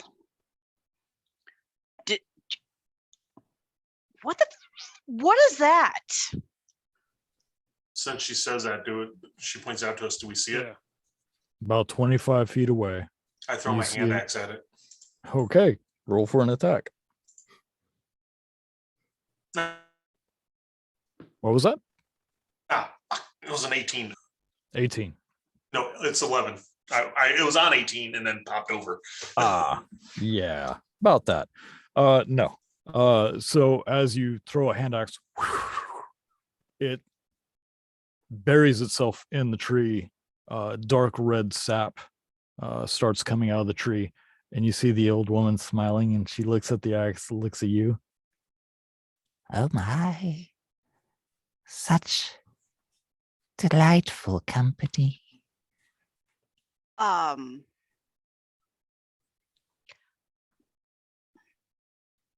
Are Who you are you? responsible for this forest? No. What are you? I'm not responsible for the forest. But you feed off of it? We merely live here. Oh, Fleshy morsels. sweet Jesus, it's like we- Sisters! Run. I literally I kick Hall in the butt with my foot and I tell the llamas to get. Yep. Me and Rusty are going. Sorry guys. Yeah, but you're going As forward you- towards her. No, she's off in the woods, right? She's off to off the to side. the side. Yeah, and But we're you going do down the see- path. You do see You do run Two over everyone other- standing in the path before you. Thank you. You do see two others coming out, and now you can see their bodies. Their heads are separate from their bodies, and they're being held Oh, aloft hell no. Seriously, what the hell's By- wrong with you? Like I said, Hell no. I'm already by gone. one hand, while another hand is pulling themselves along the trees themselves. Their bodies are nude and very emaciated, and they extend not into a pelvic and legs situation, but a long wisp as they start smiling. Dinner time. Are they blocking the road ahead of us, I'm- Justin? We'll find out right after this little message from our sponsor. Mhm. We're gonna take a Big break, time. guys. Hi, my name's Rusty. Allow me to tell you a little bit about myself. I'm a forest gnome. I'm approximately 3.5 feet tall. I have sandy blonde hair and gray eyes. I'm always immaculately dressed, topped off with my signature hat. I enjoy long walks on the beach and talking about my crazy conspiracy theories. My character, Riona Hyrath, is a human who lives on a little farm outside of Jessup's Nest. She grew up on this farm with her father her entire life. It's always been just the two of them. But a few years ago, he was called to go fight in a war and hasn't returned yet, sending letters whenever he gets a chance. With him gone, Riona has to pick up the mantle and take charge, caring for all the animals on the farm, giving a little special care to her two favorite llamas, Hall and Oats. Over the years, she learned how to crochet and knit as well as make her own yarn. Using her skills, she would sell her products in town, and with any spare coins she could muster, she would buy books. These books told her about adventures outside of the little town she lived in, and she's always wanted to go on her own adventure. But tending to the farm and caring for the house is now her job, and she's content with her job. It's her lot in life, spending her days doing her chores, reading, and waiting for her father to come home. Riona couldn't ask for more.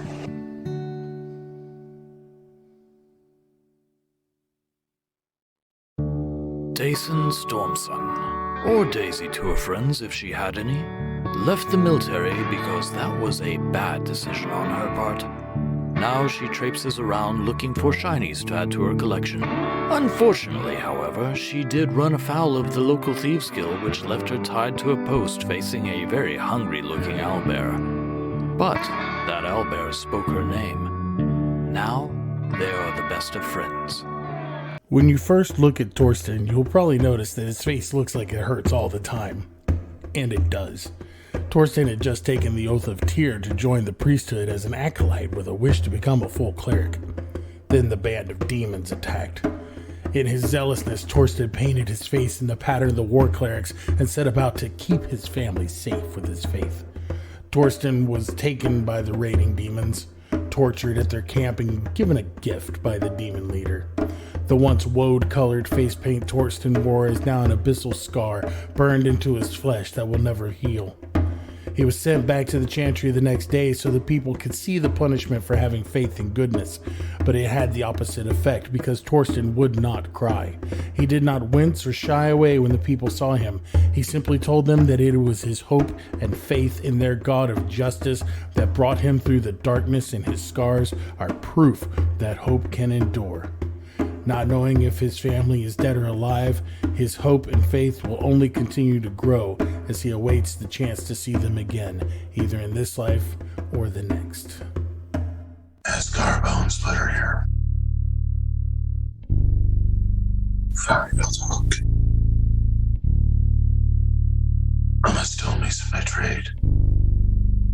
Fire by circumstance. I don't give much of a damn for anyone, except for to pay me for my trade. With the exception of Rihanna. She's a good kid. I fought in the wars. For my troubles, I got a scar across my right side of my face and throat. That's the reason I talk the way I do. Which is hardly at all. I'm done.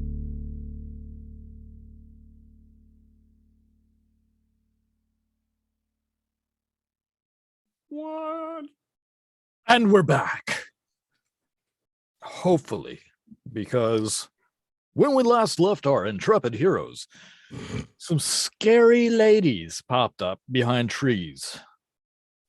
And they don't have legs or good dental hygiene. But you did hear them go, Dinner time, sisters. Haskar, I would mark that axe off. Well, I had 6. So, Okay. Yeah. You now have So- 5. And as we mentioned before, we did initiative prior to filming. So, Daisy, what you doing?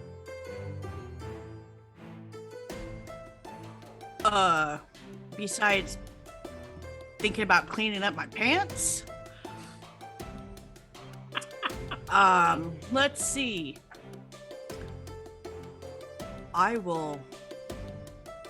We'll start off with a psychic attack and see if that'll do absolutely jack crap. Sure. Yeah. Because you said they were within like 20 feet of us? 25. Yeah. 5? How Let's many? see. Shit. That would be a 7. Yeah. So as you try to psychically damage one of them, they kind of cock their head a little bit, which is quite a thing to do considering they're being held by their hair. And they just begin laughing at you. Are you going to move anywhere? Yeah, I'm gonna disengage right back behind those freaking llamas. Okay. So they are 25 feet away. You I don't have care. to disengage unless they are in close proximity to you. Okay, then I'm going to so- go behind the llamas. Yeah, absolutely. Remember, you do have a foresty landscape. With trees who want to eat Filled me. with vines that are about to stab you all the time. I was gonna remind you of that too. Yeah, I'm gonna hide behind, bait. Oh. Something bait 1 and bait 2. Which are running, by the way. So me. Probably I not bet as they fast aren't. as I am. So as you leap behind the cart filled with bait, it will be Riona's turn next. Yeah. As Daisy gets run over. I'm pushing them to go, and I turn behind, and I have to touch. I have to touch someone. Yes, we know Rusty. Not gonna touch Rusty. And they are like off the path in the trees. So they are in the trees. They're darting in and out. They move quite quickly for half disembodied old hags who are holding their heads. They're within 90 feet though. Oh, yes. I cast Entangle. And using the vines that are already there, which is awesome, I'm going to put a 20-foot square of grasping weeds and vines that sprout from the ground. All the creatures within the area must succeed a strength saving throw or be restrained. And then they have to beat the DC at the end of their next turn if they are caught in it. If not, it's difficult terrain. Okay, what is the DC? The DC strength is 15. 15. Isn't Good to the know. strongest, but it's something. Yeah, it's something. So as you reach out with your powers and your hand to do this, you feel the silence and emptiness of the earth below your feet, because nothing has organically grown in this forest. The vines, they do begin to rise from different areas, like cobras rearing up. And as they do, the rest of you who are able to see Riona, see as she's holding her hands out and concentrating on the spell, her left eye glows bright green, and her shepherd's crook begins to glow a green as well. Is that your turn? The effect. So I do the entangled, and then I don't want to use that just yet. I guess just bonus action, urging Hollow Notes to keep going, All right. staying on the cart. Yeah, fair enough. So, as you are going to be on Hollow Notes, they can move 35, 40 feet. Double checking now. That's why I sent it before, just in case. Don't get sassy, ma'am. I've got a lot of notes. Calm. I'm looking. Did she just cast Calm DM as a reaction? Yes, she Yes, did. I did. Does it work? 40. They have a Does that 40-foot work? speed, and so I'm urging them to go. So we're going 80 feet. Okay. Using both their movement and action to go. All right. Daisy, do you stay behind them best you can? Yes, Okay. I will help. I have no idea. I just know I'm going the opposite way of them, and if they're going faster, I'll help defend the cart. Okay. And not get run over. Yeah. So, now that the cart is moving forward, you see the vines pulling up. Some of them have lain there for a very long time, gotten very thick and ropey. You can see almost a sludge rise and drip off of them as the three entities start flying around in between, trying to keep up with the bait. Stop calling them bait. That's a 15. That's not 20. That's a 16. So not being bound by gravity, as it were.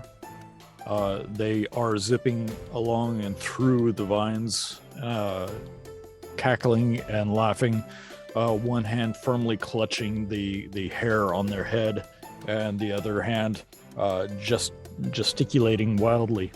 It is now Askar's turn. So the car's starting to pick up speed past me, right? Oh yeah. Okay. I grab on the back of the cart and just hold on. I'm gonna ride the back of the cart, and as I do, well, do you want me to roll to see if I grab it first? Acrobatics to get right. onto the cart. Could be like athletics. I mean, athletics if you were gonna run, but if you're gonna hop onto the cart, it's Well, no, I was just gonna like go by me and grab the bar and hold on, like just hold on to it. no, like acrobatics. Let's Fine, a 7. 7. So this cart was made a while ago, and it's seen a little damage here and there over the years. And as you reach out to grab one of the rungs on the back, it snaps off in your hand, kind of making you stumble. And as that breaks off in your hand, the jarring sensation, you see a wave of purple energy go up your arm for a moment as you stumble, and you see your hand go from being gloved to being bare, except for some vine work that's wrapped around your wrist and interlacing in your fingers with some flowers. And you shake your hand for a second, goes back to normal. Okay, well, that kind of ruined what I was going to do, because I was going to say basically, because if I don't make it, my echo's going to pop up. I mean, Because basically, I figure if I stumble and try grab it, stumble and not make it, okay. It would yank the echo out of me. Okay. Yeah, I'll allow it. Sounds cool. It will be a 9. Which is? That is my warlock self. Look, can I describe him, please? Sure, go for Okay, it. so basically, as Hester drops down, you see his purple energy vibrate through him for a second. He looks almost incorporeal for a second. His eyes glow, and you see behind him, it looks like Haskar, but it's like this purplish, like glowing gray, like copy of him. But he's got all robes on. He's a lot thinner than Haskar, same height, same red hair, but looks almost kind of like twitchy. And it turns around and it's like looking and going, and it goes like that, and I look going, oh fuck. And with that, are any of these damn things close to me? They are still maintaining their distance as they are traveling along with the cart, because that is a meaty meal on wheels. Meals on wheels. I am going to start trotting my 25 movement speed after that fucking cart with my new friend following behind me.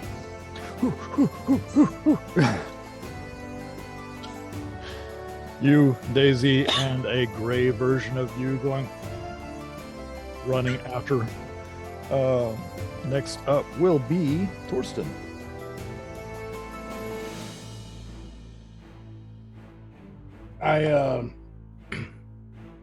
I was holding on to the llamas, or when they bolted. So do you continue holding on to them? No, I just kind of jerk forward and let go. I would like to take a moment to make a religion check to see if I recognize these as demons or. Sure, go for it.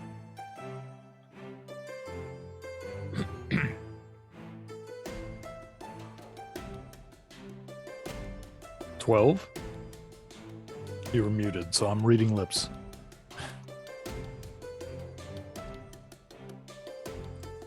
Sorry, that was a 12 for a 14. Okay. All right. So as you see the cart and the llamas, and the strap on hull gets pulled out of your hand.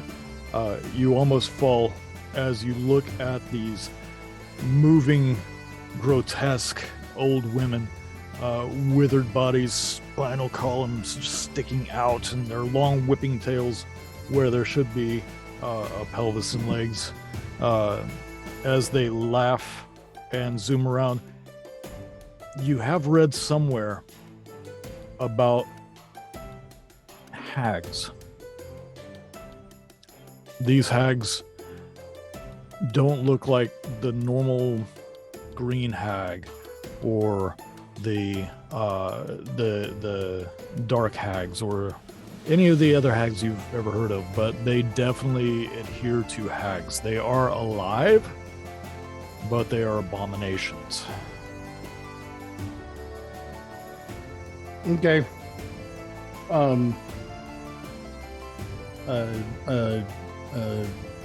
Guiding bolt level 2. For your bonus action?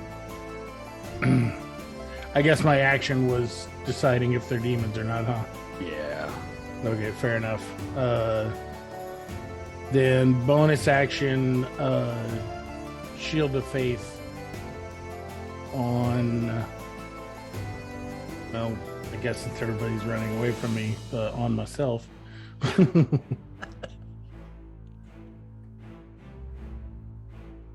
Okay. You didn't make your grapple for the horse or the llamas? He said he let go. I was going to say, I can let go all I want. So are you going to try to keep up now that we have Haskar, Daisy, Riona, and Rusty, Hall & Oates running ahead of you? Yes. Okay. So we have a procession that's moving really quickly. It is Cherish's turn. Oh yeah. So she sees the cart bolt forward. She sees Torsten get yanked and start running alongside, casting a spell on himself. She sees Daisy and Haskar trying to keep up. She dodges out of the way and sees the hags as they swoop in. As they fly towards her, she's like, no. And she begins to book it as well. She has 35 foot. Ow, bitch. Yeah, she's in last place if it weren't for Scrack at the back, who has not been. Rusty, you are up. All right. I am going to cast. I'm going to cast a first level bless spell on Torsten, Scrack, and Haskar. All right. And that is all. All right. You're using your action, no bonus? No bonus. Okay. And you are moving with the cart, I'm assuming. So. What does Bless goes? D4 to attacks, saves, and checks. Yep. Cute. All right. So, Scrack, you are up. I'm not gonna let everybody run away without me. Bears move very quickly. I know. Question. So the witches, are they in the path or are they off the path in the woods? They are in the woods, zipping in and out of trees and branches. Okay. Keeping up with the cart. In looking at the ground of the woods, I'm imagining that it is pretty reasonably carpeted with vines. The red spiky vines. There are. I mean, it's not completely carpeted, but they are in the way, yeah. Yeah, so going off the trail is not a goal of mine right now. So I'm going to run ahead. Keep track of everybody, and if anything looks like it's coming close to threaten the cart or anybody in the party, I'm gonna be ready to pounce. All right, sounds great. That brings Question. us. Yes. Which direction are we running? More into the woods or back where the village is on fire? Into the woods. To the thick Okay. of it. Into the thick of it. I was hoping to get through this without anybody saying that, but okay. I have kids. Were you kidding? Right? All right, so.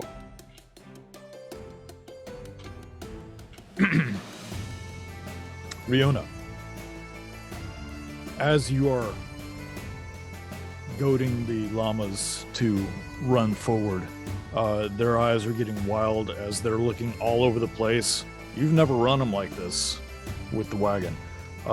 They're a little freaked out, but they do see one of the hags come up on your right side, just floating alongside, and she gets fairly close. And as she does so, she begins to, with her open hand, reach out with this big toothless smile. Such pretty skin. And she's trying to reach over Rusty to touch you.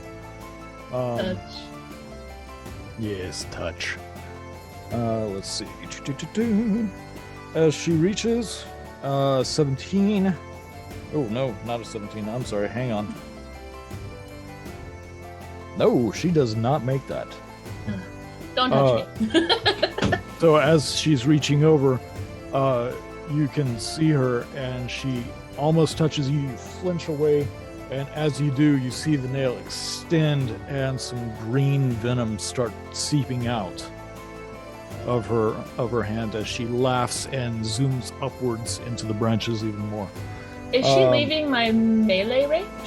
She is, but she has an ability where she is flying and she's very speedy. No opportunity attack. Sorry. The second one swoops alongside of you and says, This one has a pretty glow. and she reaches not just for you, but for your shepherd's crook as well. Does a 15 hit? Rihanna, I have armor 15 class is of your AC. 15. Yep. So as she grabs hold of the shepherd's crook, she also grabs a hold of some of your hair and begins to try to pull both. As soon as she tries to pull the shepherd's crook, it glows bright green and thorns break through the back of her hand. I would also like to know if I could reaction and cut off my own hair with my father's dagger as she's pulling it. You can react, yeah. I mean, she has with her free hand a hold of your hair. With the hand that's holding the hair, she's only using a few of her fingers to grab. So The crook. So Yeah, only a basically- few. Pulling, I'm just gonna go like literally up and just cut off the hair. So she can, you like- so you Rapunzel yourself. Gotcha. I Rapunzel myself, yes. Get off! So as you take that out, you whip your arm up to cut off whatever is being held. A good, almost a scratching sound as the blade cuts through your hair, and you feel that release of tension.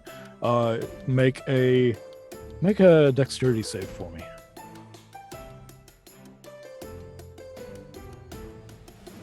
Dirty 20. 30-20, yeah. You stumble just a little bit from the release, and you bump into Rusty and right yourself. If it was a failure, you would have gone either into the small floorboard, if not out completely. But No, I got a haircut, guys. yeah, so the hag that grabbed your crook releases. You see her open her entire hand as she screams, "Ah!" And her head drops as she snatches it up with her other hand and flies up again.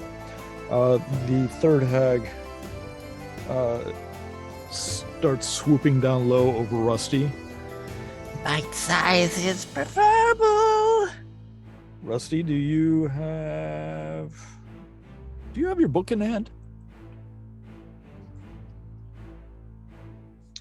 So as she swoops down with her free hand, she's trying to grab at you, but you're small. You move fast, and you got a big book. Walk softly and carry a big book. Yeah, something like that. But you kind of flinch a little bit, knocking her hand away from you, and she's like, ah! And then as she's flying ahead of you, her hand starts smoking and smoldering a little bit, and she's like, what?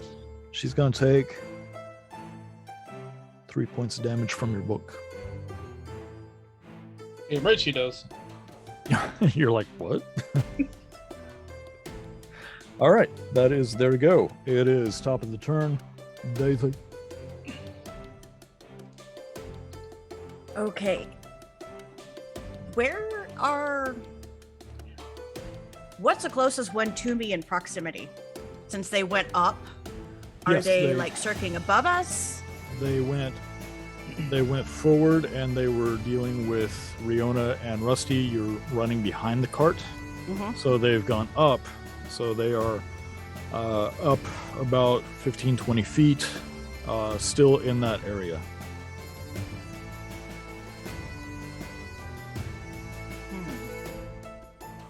Well, of course, I'm still running. I'm actually gonna pull the crossbow, because if they're going up above us, I'm gonna at least try and shoot them with one of the arrows. Okay. The arrow I'm pulling actually still has the metal barbs attached to it. So if I miss, hopefully it'll wrap around or catch them. Okay. Let's see, everyone, cross your fingers. 22. 22 definitely hits. All right, and we did 4 points of damage. Okay, nice.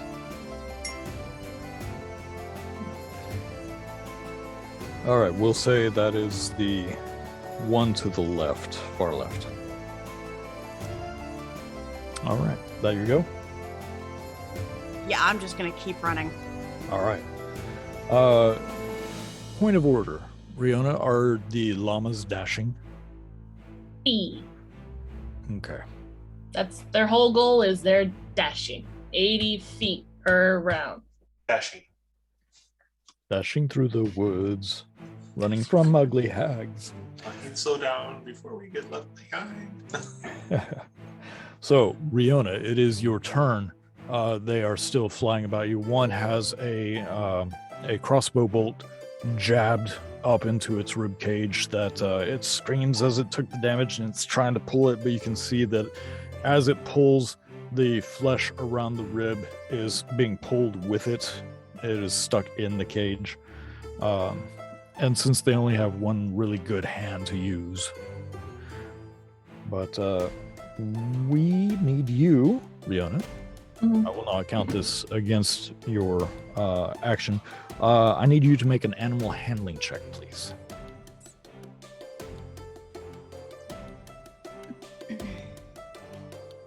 24.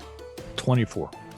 So as you're watching this and they're swooping all over you, and then one gets hit with a bolt, one of them's hand is burning because it touched Rusty's blue book. You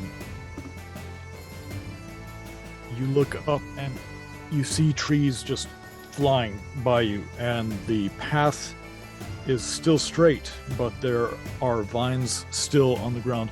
It starts getting bumpy, and you hit a couple. Rusty pops up out of his seat for a second before going, ah! And grabbing hold and trying to stay in. Hall and Oates are starting to pull apart, trying to run two different directions. You manage to rein them in literally, and yet still try to keep them going the same pace. What do you do? So there's two technically next to us, right? There's one on each side of you and one that's just above. I reach, I grab my crook, ripping it up, and I point at the one that tried to touch me, pointing at her, and I would like to cast Earthbind on her with a strength of 15. Okay. If she fails, yellow magic strips of earth come up and entangle her, and her flying speed is 0. Okay. She rolled a 14. Mine's a 15, so she is immobilized. Yep. So as the vines shoot up, you can see as she sees them that Bolt has her in some pain, and she's kind of fixating on that a little bit. She sees the first vine whip up. She's like, ah! And she's starting to dodge and weave and try to get around them. She looks at you, her eyes glow, and this black cloud starts coming out of the sockets as she turns her toothless smile into a almost silent scream. The first vine whips onto what's conceivably a tail and starts writhing up the body super fast. Another vine latches onto the free arm. She holds her head as high as she can with her other arm, and eventually another vine grabs that, and you see her just as the vines begin to start swarming over her. She starts screaming as you see flesh being torn by these vines. You see them open their mouths and just clamp down on pieces of her exposed flesh. The last thing you see as you're flying past is just her face barely being held above the writhing vines, and she starts to shout something you can't quite hear. Bonus action, I cast Shillelagh on the crook that I'm holding, and I stance myself ready to start whacking anything that comes close. All right. Sounds good. Elskar, you just see this hag just and as you're running past, you look at her and she is speaking in a language. Do you know Infernal? Sorry, my wife's giving me something.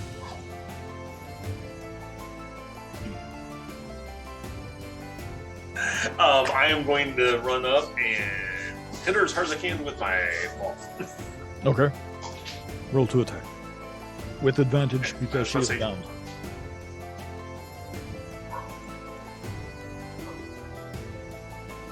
I will take the dirty 20. All right. So you have to go off the path a little bit. That's fine. Okay. For 10 points damage. All right. How far was it before from me to her when she got pulled down? So I will say that she was keeping astride of Riona. So the vines were whipping up trying to grab her because of Riona's spell. And so you would have caught up to her in order to make a running hit. Yep. So. I'm baseball bat and just keep running past. Okay. Do you know Infernal? Do I know Infernal? No. I know Common and Dwarvish. Torsten knows Infernal, I believe. No, Torsten knows Celestial. Ah, okay. I was sure. Might be thinking of the last campaign. I don't know. So you do hear her as she's screaming something, and these vines are writhing and clamping onto exposed pieces of flesh. One of them has a finger and snaps it back as her face starts being pulled backwards. You, Louisville, slugger the hell out of that head. And the jaw breaks off halfway, and she stops her speech as the vines close in around and pull her down further. Okay. I'm going to keep on moving on and get back onto the path. All right. And turn around and look at my shadow found behind me and go, you've got to be good. You've got to be good for fucking something. And he is going to, because he follows my attack, he is going to cast up by the cart. He's going to cast what? Eldritch Blast Okay. for a dirty 20 to hit. All right. That does hit. For 6 points of damage. Or I'm sorry, 8 points of damage. And then its movement is slowed by 10 feet. Okay. So as he sees you, he gets this look and he just raises one almost crooked hand. It's like his joints are swollen in this hand. And there's one long nail. And he casts Eldritch Blast. He is in black, white, and shades of gray. So you're not sure what color just shot from his hand. But it strikes the hag, who screams as it burns a hole on one of her shoulders. She looks back, slowing down, and then she slows down even further. That your go? Just kind of keep running. Okay. Thorsten, you are up. Mr. Yummy Food. I am going to now I'm going to cast guiding bolt at level 2. All right.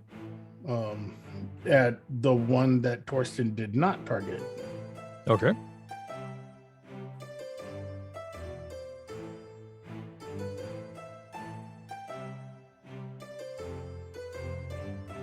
And you're muted.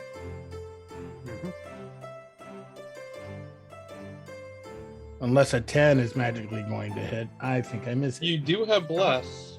Yeah. You Oh, I have do bless. have bless. So let Yes. me add my D4 here. I'm seeing a 16 here. Was there something about that +6 that didn't apply? That was an accidental double roll. Oh, gotcha. So it's actually gonna be a 13. 13. Okay. Yeah, as you cast this, it's just bobbing and weaving through the trees. You hit a branch that snaps off. More of that red ichor pours out, and you're sure you see almost an arm that is mostly bone at this point, sticking out from the branch.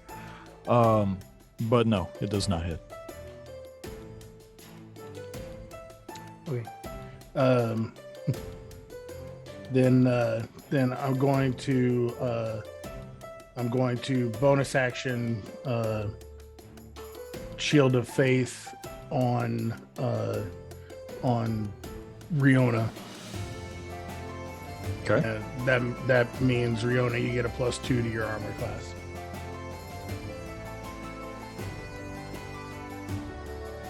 All right, Riona, you now have 2 more AC points. Whoop, I am now 17. Take it. But Thorsten, that your go?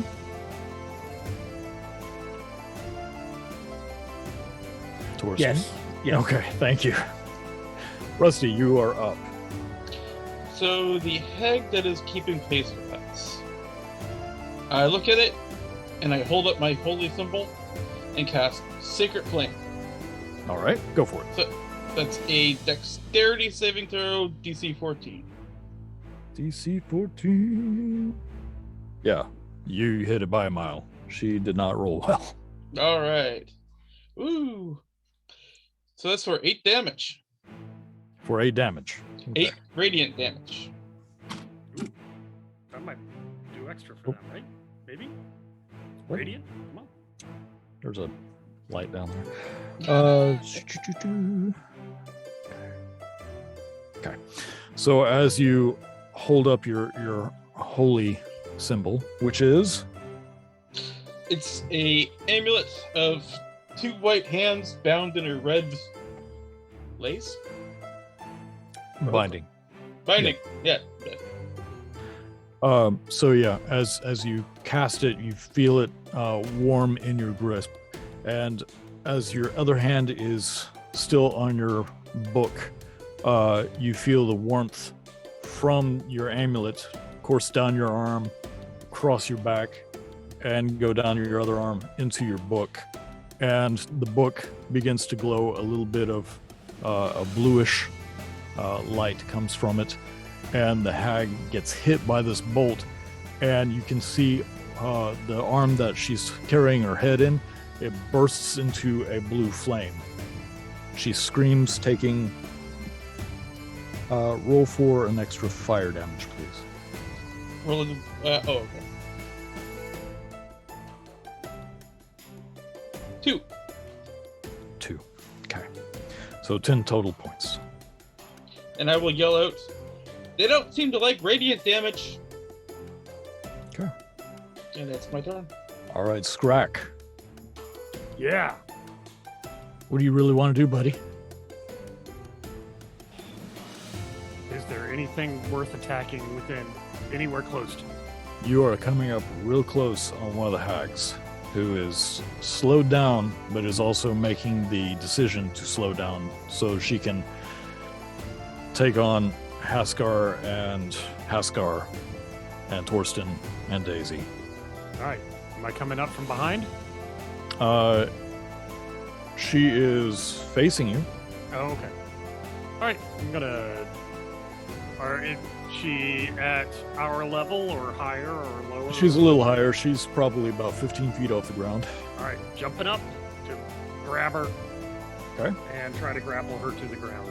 Absolutely. Go for it. All right. And You were blessed.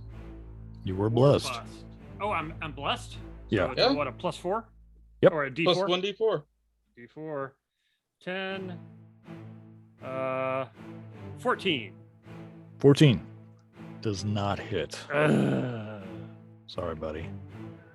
So as she is slowing down to get into combat with Haskar, Torsten, Haskar, and Daisy, you leap up and she stops up short as your claws through the air, and she kind of laughs at you as her eyes begin to emit that dark cloud.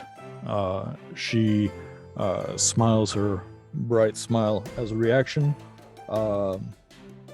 Need you to make a Constitution save, please. Constitution save. Because as she is smiling at you, 15? Yeah. Okay. As she smiles at you and begins laughing, and that dark cloud comes out of her face, it hits you directly in the face, and you start trying to shake it off a little bit. You feel slow and weak for just a second, and then you just shrug it off, and she looks very disappointed as she starts backing up. She backs up quickly. It is now their turns. There's only 2, because you've left one behind to be devoured by the vines. Surprising that the vines would devour them. Vines are hungry. Aren't they the source of the vines? Kinda, maybe? You don't know. No. I don't know. We want it. The one that is still up by Rusty.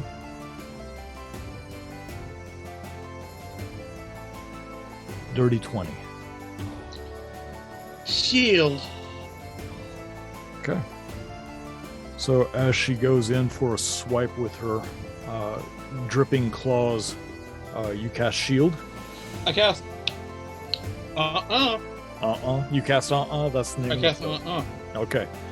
So as you cast this hand basically. That's canon now. You have to use that every single damn time. Every This single giant time. hand comes up and shields you as her claws scrape across. But she is a multi-attack. It lasts the whole round. Does it last all round? Oh, forgot about that. Okay.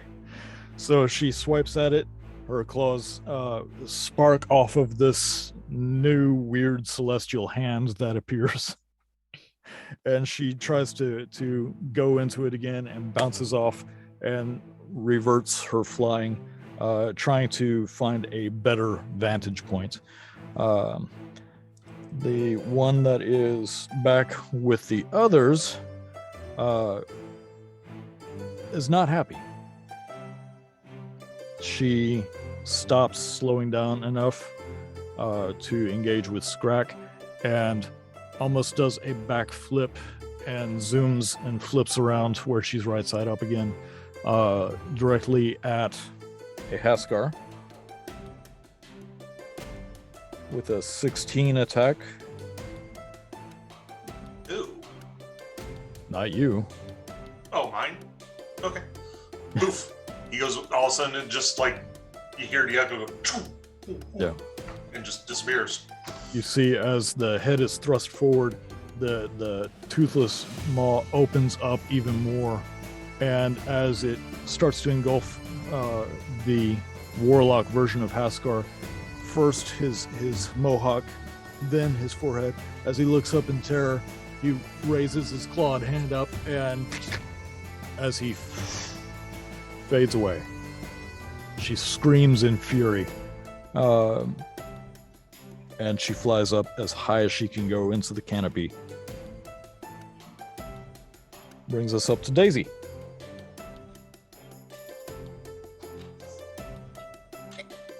Where was the one that was attacking Rusty? It's still up around Rusty and Riona, flying around trying to get a better vantage point for an That attack. are like 160 feet away from us. Okay, that's Quite a ways ahead because they're moving a little faster than you.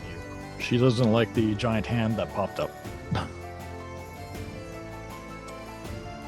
and the other one has flown about how far above us into the canopy and Approximately 25, 30 feet. how much is the vines or trees blocking where we can see her clearly? You can see her easily enough. There's no foliage, it's just a tangled mess that she's weaving in and out of. I'm going to use the crossbow again Sure. with another. Some of my arrows have the wire still attached, and it's also one of them. So let's see. So would you consider 17. yourself more Hawkeye or Green Arrow? I would go with Hawkeye. Oh. Jeremy Renner would smile. You hit a 17? 17. 17 is their AC.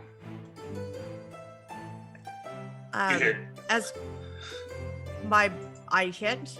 Yep. Okay, then 12 damage. Okay. And as my bonus action, I also throw one of the psychic attacks. You're adding it on? Mm-hmm. Okay.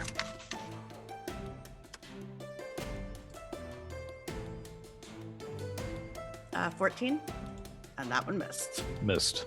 Yeah. But That's the fine. first bolt, as she's holding out her head far away from her body, as she's elongated herself as much as she can to just zip on through all of the vines and tree limbs as fast and as agile as she can. You manage to, as you're running, fire where you believe she's going to go, and you hit into the lower abdominal area where the exposed intestines, and it gets tangled up, and this black ichor just starts pouring out of her as she screams. Her head looks down at you in particular, Oh, I'm sure. but she's already used her reaction, so she cannot react. Eat it, bitch. Next up, And I keep running. Riona, make an animal handling check because it's getting real bumpy real fast. 13. 13. Okay. It's much harder this time. You are a little distracted.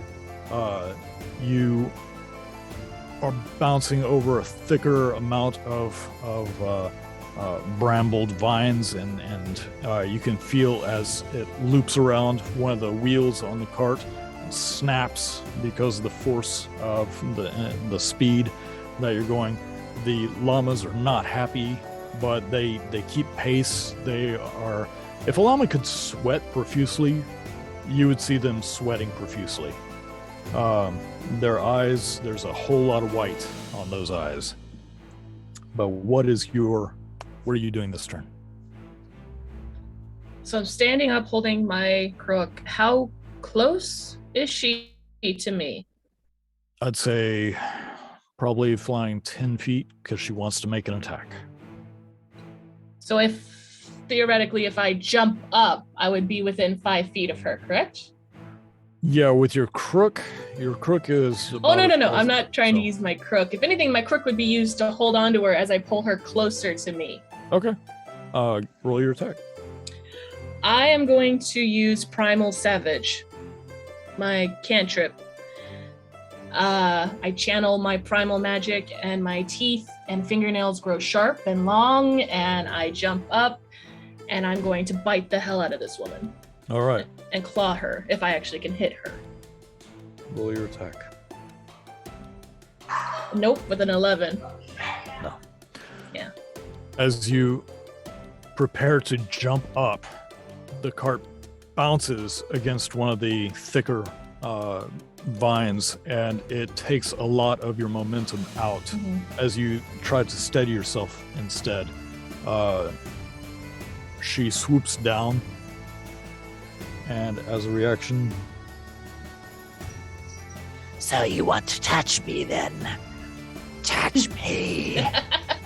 And she literally goes in, her arms going around you as she tries to embrace you. I have a bonus action that would be fun here. Do you? Let me see. No bonus action other than wild shape. So, as she goes to hug me, bonus action. Do I want to go big or small? I want to go small and turn into a ferret. Dropping down. Make a dexterity save for me, because you are on a moving object going very fast with something that's coming directly at you to grab you. 5. I'm not going to land on the cart, basically. Okay. Bye, Rusty. A couple of things happen. As she is flying in with her arms outstretched, one holding her head, the eyes are just 2 vacant voids, it looks like. Same as her mouth. And it's in an upturned, very vindictive grin. As you go, nope, you pop into ferret form. She collides with you, but wasn't expecting you to be a ferret? And you more or less just bounce against her as she tries to grab you up. I'm going to roll dexterity. Nope. Wiggle!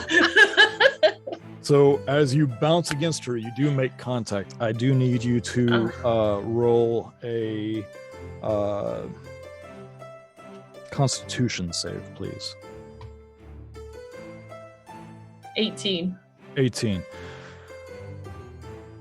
So you hit and you feel this instant sickness, but it's not as bad because your fur was a little bit of a dampener. You made it. The DC was 16.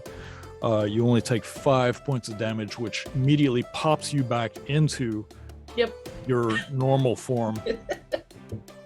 And you hit the bed of the cart and bounce out, and you are now about to fall backwards, and your compatriots are quite a ways behind you. Oh shit. Yeah. Hi, Rusty. Rusty, you are in the driver's seat. Haskar, you are up. So the one that my warlock hit before he went poofed, that one was slowed by 10 feet Yes. per round. So how far away is it from me? She has a 45 flight, so she would drop to 35. You are 25 feet per round. Yep. Yeah, she's able to keep up with you easy. No, but how far up high is she? How far up? I'd say about 10, 15 feet. Okay. So, as an action, I am going to keep running, throw my hand axe at another hand axe at her. Okay. About 21 to hit this time. 21 hits. She's going to take 11 points of damage. Okay. And I was like, that was pretty cool. Slam my maul down as I keep running and pop another echo. Okay. And which will be? This one is going to be, just as long as it wasn't a 1. 14, which is my cleric. Nice. Do you want me to describe it or you? I actually want to describe it. So basically, you see all of a sudden a pop about 15 feet ahead of Haskar.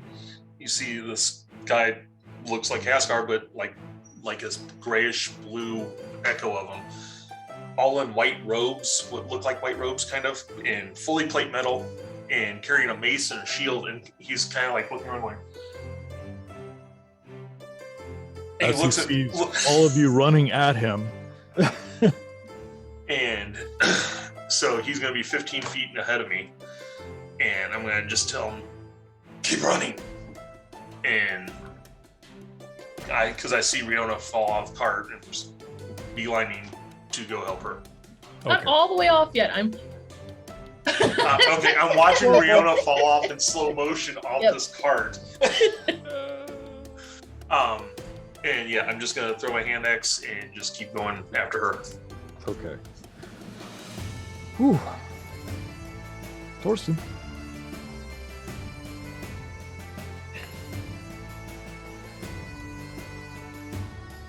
I am going to attempt guiding bolt again. Since they seem, you are blessed. Since they seem to not appreciate the radiant damage. I'm going to do this one at first level though. Okay. And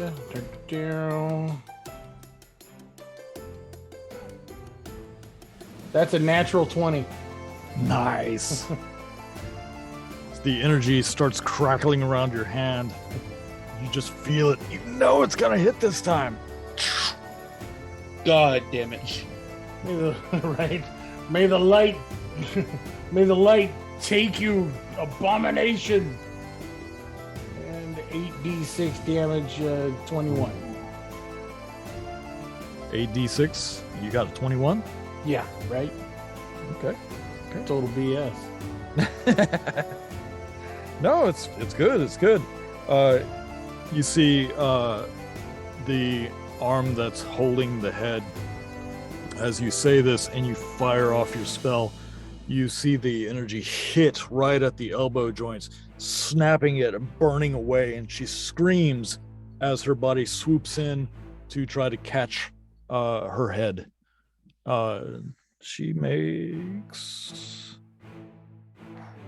She's able to snatch her head, but it's not a good grab. She fumbles with it a little bit, which will slow her down quite a bit so that she can fix this. Is that your go? That is my go. Yes. All right. As you do that, Cherish is like, screw this, and she throws a dagger directly at the head. You can see that where she points, there was a dagger in her hand at 1 second, and where she points is where the dagger went. Just, and you see a dagger go into one of the empty eye sockets and buries it to the hilt. And as it screams, you see this black cloud come out and grab hold of the dagger and pull it further inside. And she's like, yeah, not liking the idea of coming in this woods. Let's try to get out. her go. Rusty, you are up.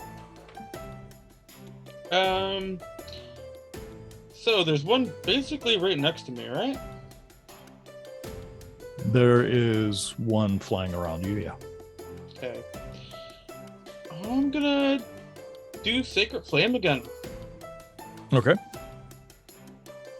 That's a Dex 14. Does not make it. Alright. She takes another 8 radiant damage. I'm rolling terrible tonight. Ugh. We appreciate that. I'm sure you do. So you said 8? Yep. Plus? Plus another 2 fire damage. Same as last time. Another 10. Okay. All right. And if I may, I would like to try and pick up the reins. Sure. Give me... Give me a animal handling.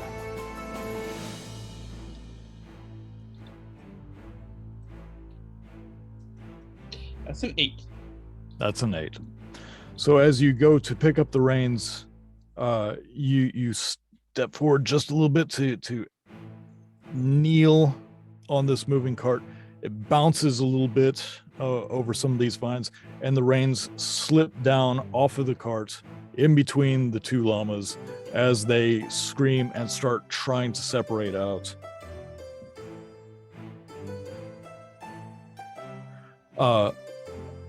Hall has decided to go left. Oates has decided to go right.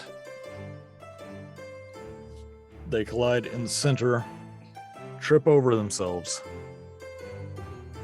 The cart bounces against their butts. They're tough llamas. You go flying.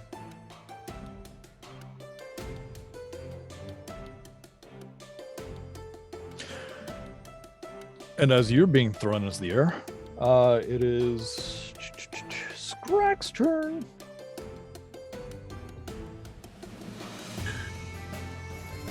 All right, so there's one hag left. There are two. One of them is slowed tremendously. The other one is still, for the most part, just on fire.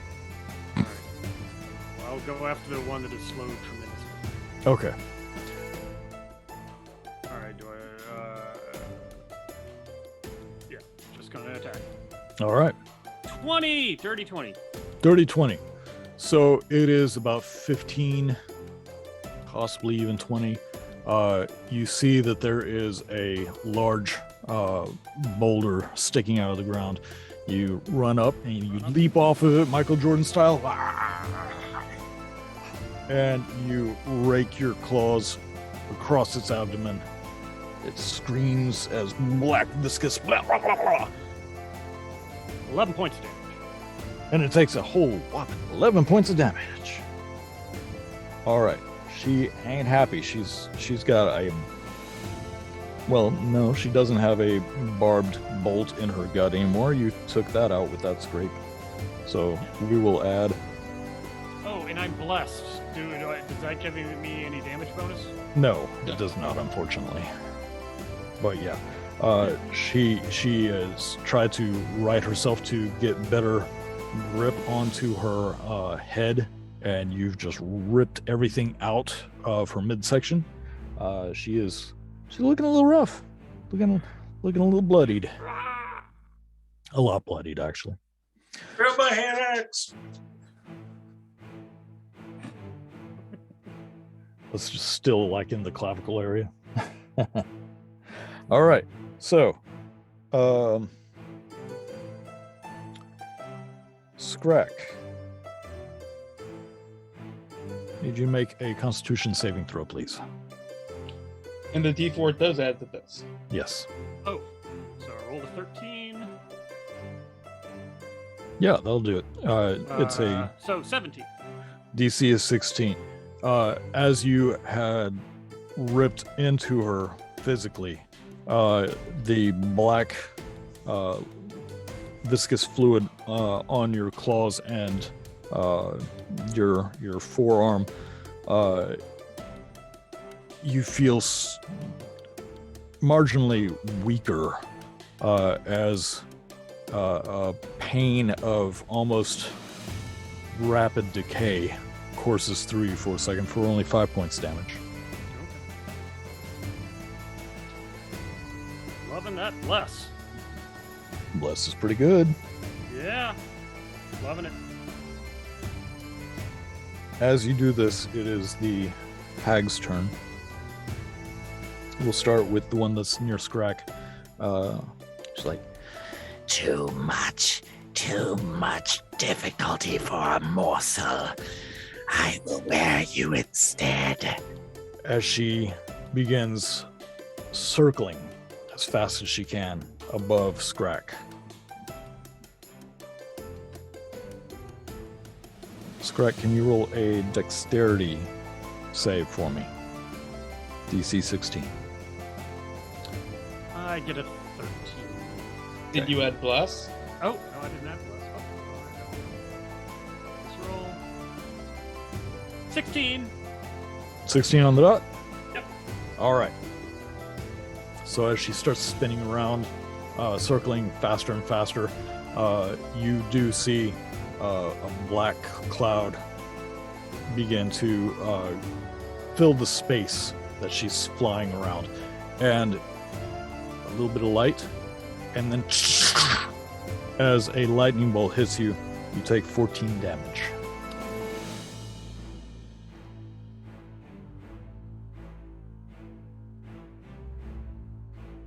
And I need a Constitution save from you.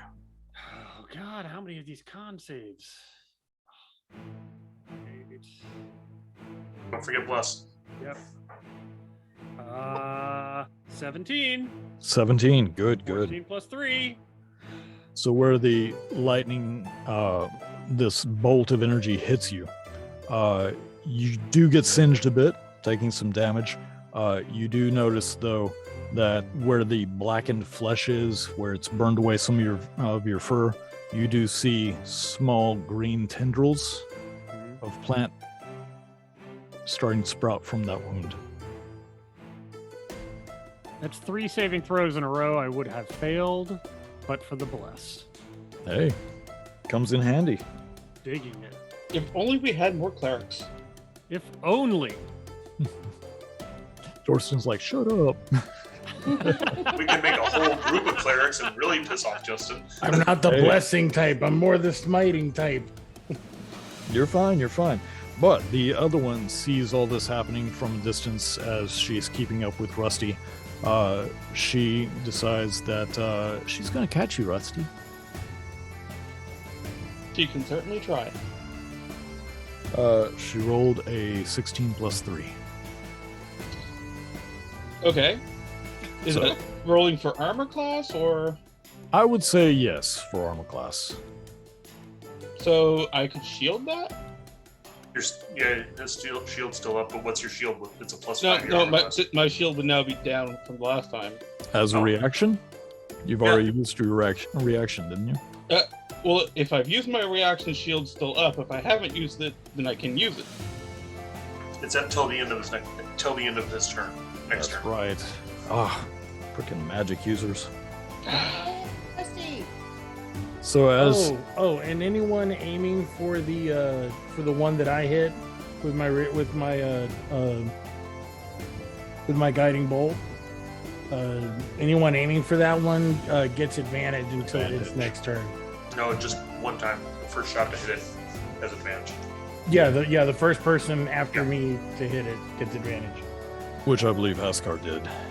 Mm-mm. No, not yet. Sorry. All right, so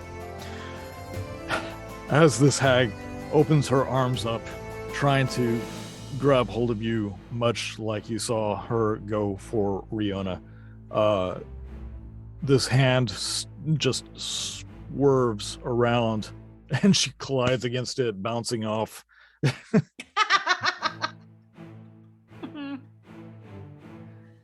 And that will be their turn. Daisy, you are up.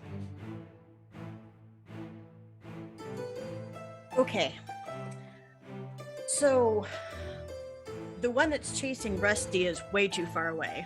Oh yeah, quite a What ways. happened to Riona right now? Well, currently you see her bounce and she's in the air about to land on the ground. How On her close turn, to she will me? be hitting. I'd say with the double dash of the llamas, yeah, she's quite a ways away. About Okay, just 160 making sure I'm feet. not going to trip Yeah. over her. Oh yeah, you don't. You Okay. won't trip over her. She's I'm a About good like 150, under 160 60. feet.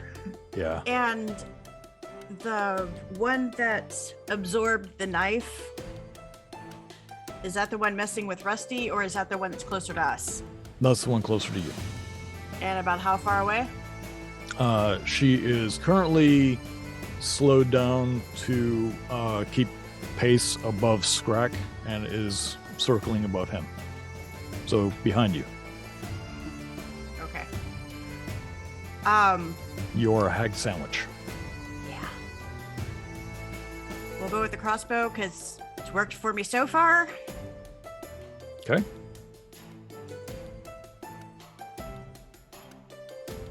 And no, that would be a 9. Yeah. So she's spinning. Bolt comes down and hits Scrack. As the bolt flies through, it would have been a bullseye, like right in the middle of where she's flying. So it looked nice. You have a bonus? She was not blessed. Yeah, we'll do the psychic blades All right. because she's freaking close enough. 18? 18 hits. About freaking time. And fuck this bitch. 6 points of damage. 6 points of damage. So as Scrack gets hit and you see him stumble a little bit, you release Sorry, a dude. purple energy blade flies from your hand and slams into her chest. As she stops spinning around, the cloud dissipates and goes away. Riona, Hi. make a dexterity save for me. Holy I regret nothing. 30-20. 30-20. Oddly enough, even though you're falling backwards, you hit in a way that bolts you up on your feet, but a little overcompensated, and you roll a few times. You only take, oh, it's not bad, 4 points of damage before you're stopping your roll. You are on the ground though, like prone. Perfectly fine.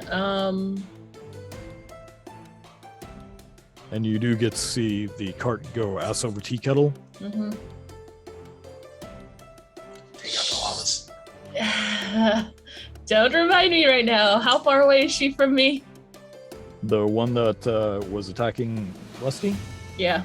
we'll say about, from this point, about 10-15.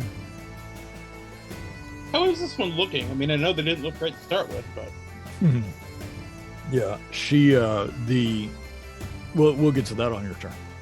I have my stuff in my hand and I pointed at her, and with all the hatred in my heart right now, I cast Earthbind again to see if I can bind her to the ground.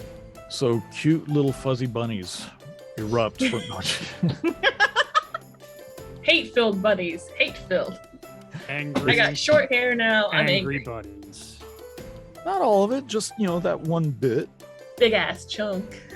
Still. Still. Earthbind, a strength save of 15. Of 15. If it gets her, she's immobilized and cannot fly. Oof. Jeez. 7. Yay! Go to the ground, bitch! So the vines that are around you, now that you are in the same place instead of moving forward, they are starting to awaken. And when you cast Earthbind, instead of going to you, they kind of peel upwards and shoot up and latch hold of her. Yeah. and stop her from moving, which is a shame because I had something planned. No. But yeah, she is bound. She is stuck where she is. Then I will use half my movement to stand. And with the last 15 feet of movement, I'm walking my butt over to the llamas. Okay. That's my go. They are still harnessed together. Mhm. They are not happy. They are trying to pull against each other. I'm going to them and I'm putting my hands on them like I'm right here. Just me pull you. Yep. So as you are doing that, you can see as the vines are wrapping around her, where she had originally hit the blue book, it is spreading. The damage is spreading across where it connected. The face is almost panicked. The eyes are not there, just voids. The mouth is almost making a gasping sound as the vines start to constrict and crawl up her body. But Asgar. Yep. So I see the fugly number 1 way up there got trapped, so I'm going to turn around and hit the one that's on Scrack. Is it like close enough for me to hit it?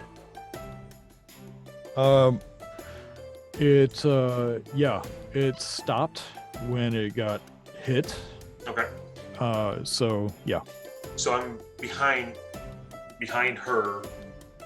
Scrack's on the other side, so would I have advantage? So you have Scrack underneath, the hag above. You've got you, Daisy. Yeah, I'd say, you're flanking-ish. Okay.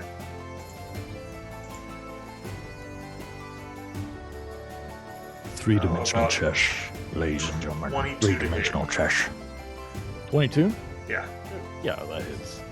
For 15 points damage. 15? Yeah. This thing's gotta be gone now. If not, I'm going to use second wind and hit it again. Go for it. Smash the head.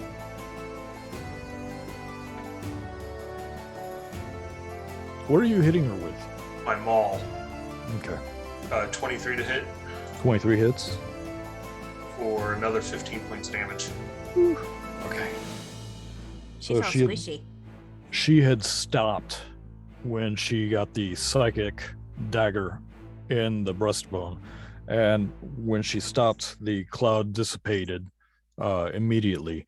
Scrack is still there underneath, and while she is trying to figure out about this bolt in her chest, you come up behind and slam her between the shoulder blades. You see vertebrae just crumble underneath her as she drops down.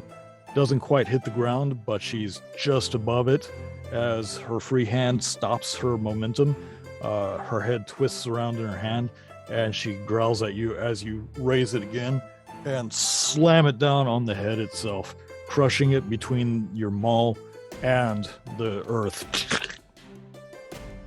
And the body crumples. Squishy. Yeah. I reach down, pick Scrack up, I'm fine. I'm just there. and then turn around and use whatever movement I have left, going back to Riona. Okay. I was ready to jump up and grab it again. All right.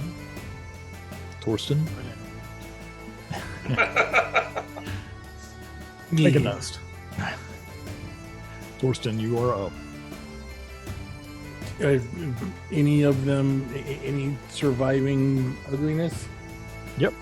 It's bound up close to Rusty and the llamas. Oh, and Riona, since she ran up to him. Oh, okay. Well, in that case, I'm gonna go ahead and hit it with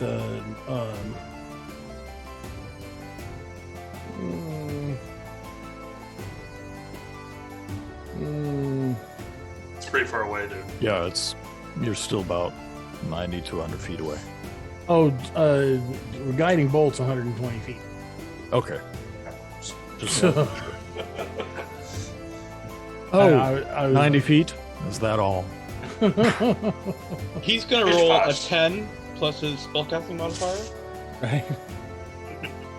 Oh, yes, I'm using my portent. And you're blessed. And your blast. And I'm blessed. Okay. So 14 plus the bless. 15. This is with advantage because Oh. It's bound. Yeah. Sorry, my bad. I thought you got that, but then I was like, Nope. better. The 15 is what I rolled. wow. Okay. So Sorry, man. I tried.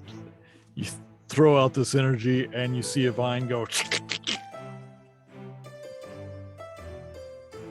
loosening her up. No, just kidding.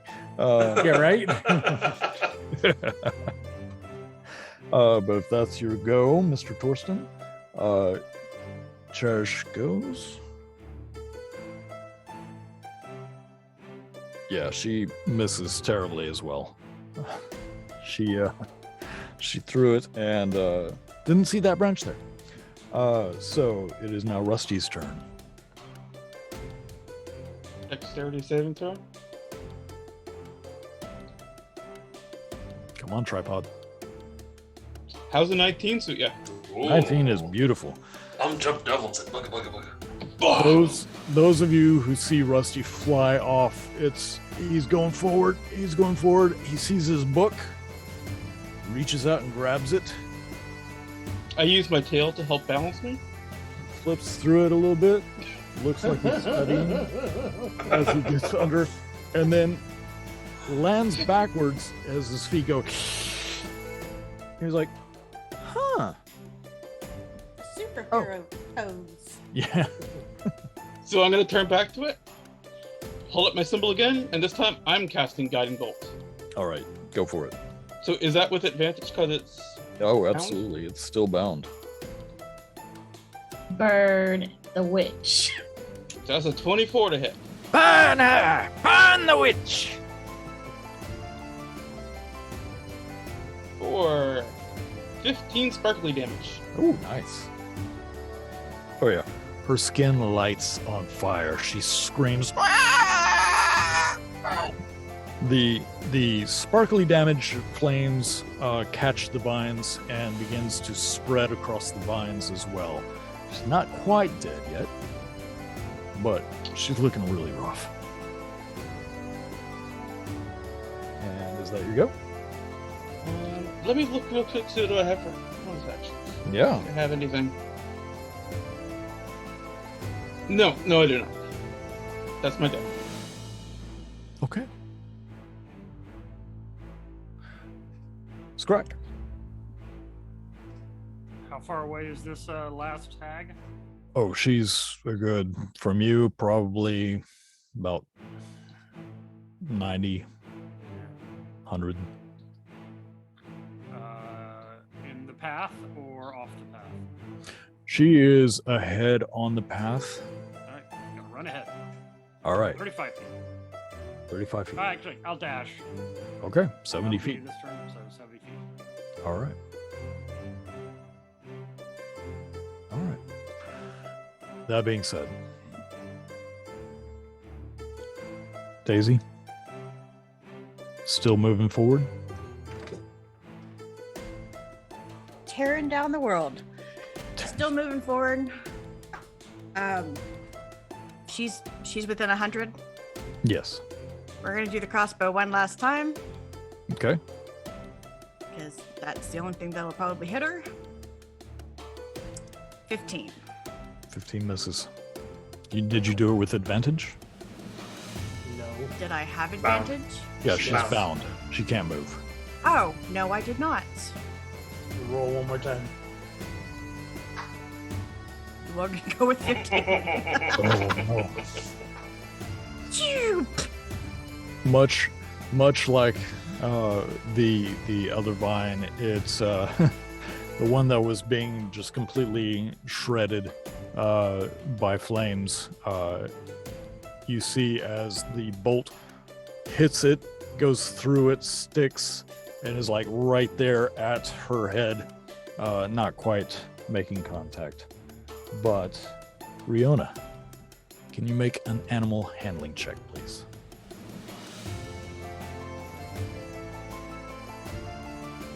$13. 13.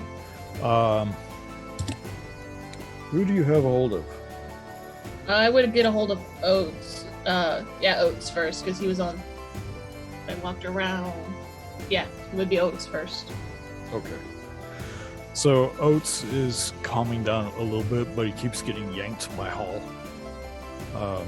Because llamas. What are you doing this round? She's close, right? Yes. And bound close to the ground or still in the air? She is being pulled down to the ground, but she's like just above it. I would like to walk over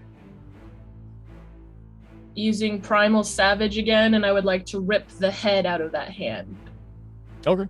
Long black nails come out, and I would like to claw into the face and rip the head out of the hand. Okay. Roll for Let's see attack if I can hit. with advantage. 23, but let me see with advantage if I can get a natural 20. No, we're going with 23. Okay, but good life lesson. Kids, And if it's you have acid advantage- damage, by the way. If you have advantage, always try to get that in that 20. All right, so acid damage. How much? That would be a total of 4 points of acid damage. Okay. So as you rear back your hand, you see this hatred in her face. Traitor. Traitor to your kind. As you stab your claws into the head, the jaw goes slack. Yank the head out of the now loose grip. I need you to make a Constitution saving throw.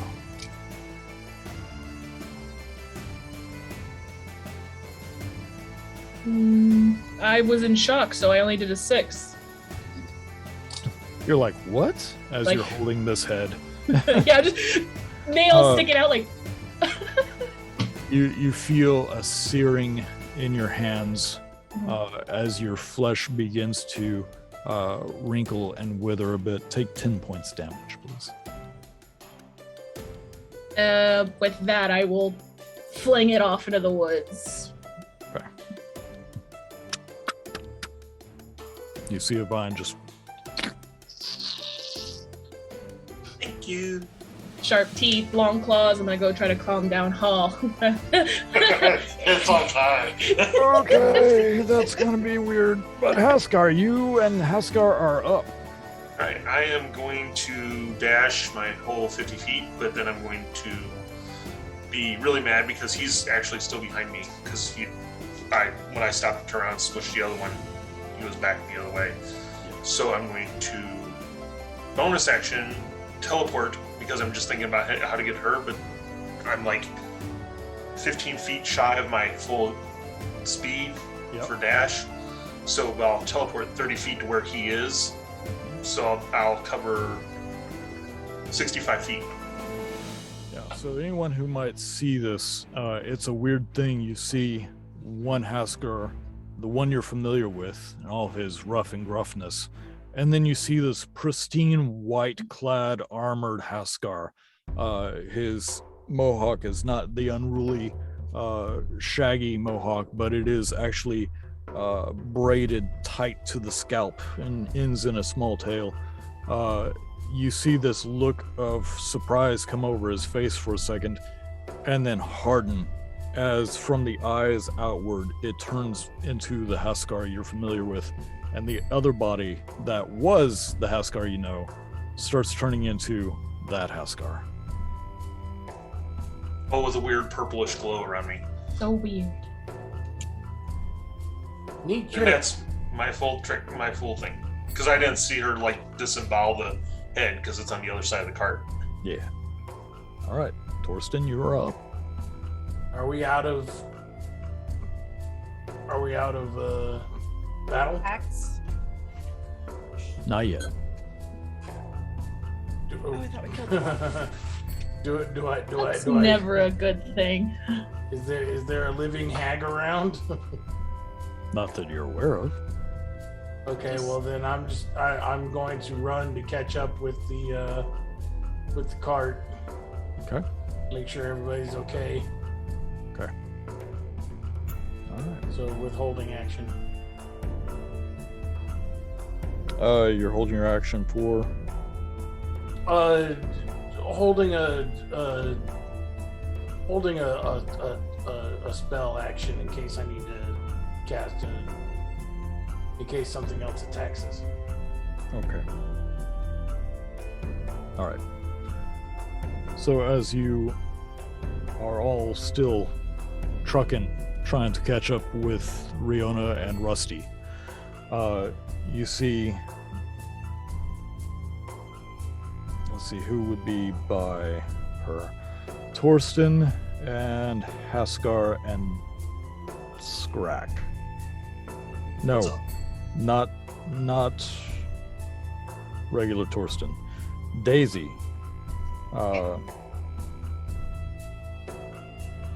Not Haskar. Daisy, Torsten, and Skrak.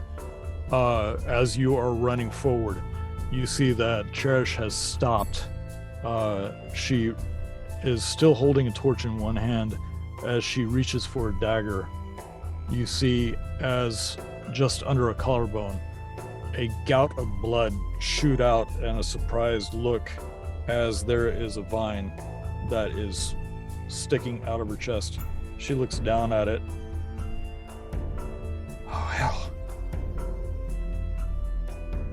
As she gets picked up by this vine, it opens up and starts running slowly and grips hold and bites down on her. I got further than I thought I would. She reaches back and, with her free hand, pulls out and uncorks one last drink. And as she's being dragged back, she douses herself and touches the torch to herself. She screams, but you can see as the vines move away, some of them igniting due to the high alcohol content.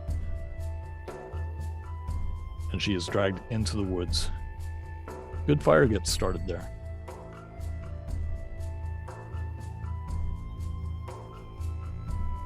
Rusty, your turn. So, I don't actually see any hags around us, right? No, you do not. I mean, you see the body of one being slowly covered completely. How is the cart looking? Make an investigation roll for me. Seems like a good time to do that.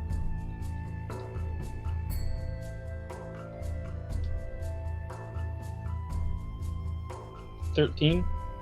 13, that's good. Wheels seem to be intact.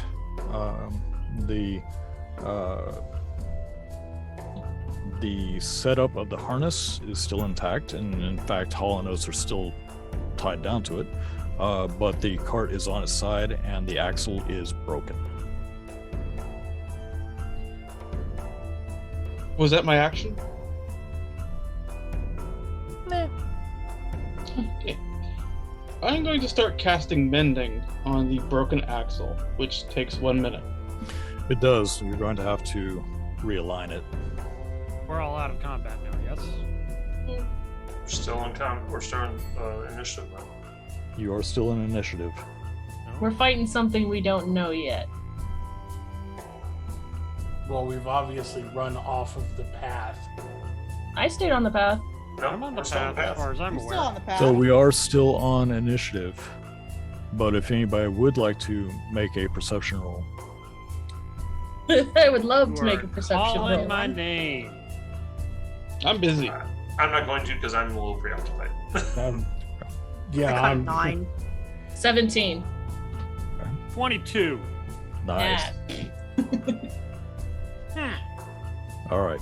Yeah, So- you get it 100 feet that way. I got 100 feet up front. No, I'm like 70 feet. I'm close to you. I did a dash to the foremost. So as you all begin looking around, some of you are distracted by the mending of a cart. Others are distracted by the burning, screaming body being dragged into the woods. Skrak and Riona, when the last hag died, the path disappeared. We went right We're into the in woods. solid woods now. You are in solid woods. Did Did trees move, Mm. or our perception of trees move, or basically what was bare ground is now just Vines. covered? So the path was never bare, but this is why I kept saying that the ground became more bumpy and We weren't on a path. We went right into the woods. They tricked us. They used an illusion. Hall Oats are. I'm so sorry, Eddie. Hall Oats are dumb creatures. I didn't say they weren't dumb. So just covering my bases. So yeah, they were not specifically a part of the illusion, or not privy to the illusion. Is cast on intelligent creatures. Right. So we're still in initiative because we're versing vines now. But those of you who rolled high enough, you do see that you are off the path. But Do we see the path? there's no path that you can see. Oh my god. But you do see there is a light where there are no trees. Yeah, you know we're gonna go towards that. We're going towards the light, and I will be yelling out loud as when it gets to my turn, I'm cutting Hall and Oats free and leaving the cart. Okay. Yeah, we're not gonna be able to pull the cart. Is there anything valuable on that cart? A keg of black powder. I mean, it really depends on your viewpoint of what's valuable. Some blankets, some hats. I say we leave it, and someone shoots a flaming arrow at it as we walk away. Yeah, it's probably the right thing to do. That'll do. What is with your people's obsession with setting things on fire? We are in a forest. I'm not And gonna we set are on going fire. to the light. All We're right. in a I'm gonna blow demon it up. forest. All right. We're in a demon order. forest. We Yeah. are Yep. still in initiative. Yep. Rusty Skrak, you were up. Okay. Actually, I had dashed No. 70 feet. It was just before. Riona's turn. no, it was just Riona's turn. No, So- it wasn't. I It haven't was. gone yet. No, it was me. I thought we went over. We already went past me. I went to calm them. No, we Rusty did was Cherish's. doing We mending. did Cherish's turn. Yeah, And and then then Cherish Rusty. Cherish got- and then who's after her? Yeah. Then you That had to would be roll for perception. That would be me. Yeah. Right. Skrak, you're up. Yep. Right. You had So it. we did the perception. There are You know no what's more going on. hags. I am almost to where Riona is. Mm-hmm. So I'm going to use the rest of my movement to get to where Riona is. Okay. And we both noticed the light. And Yeah. You do I'm see like- a clearing up ahead. Yes. I'll just say, if me and Skrak make eye contact, we're Yeah. we're like. We have to move there. And it's 9:01. Just Yes, it is. Real quick though, Mhm. we are going to keep the same initiative.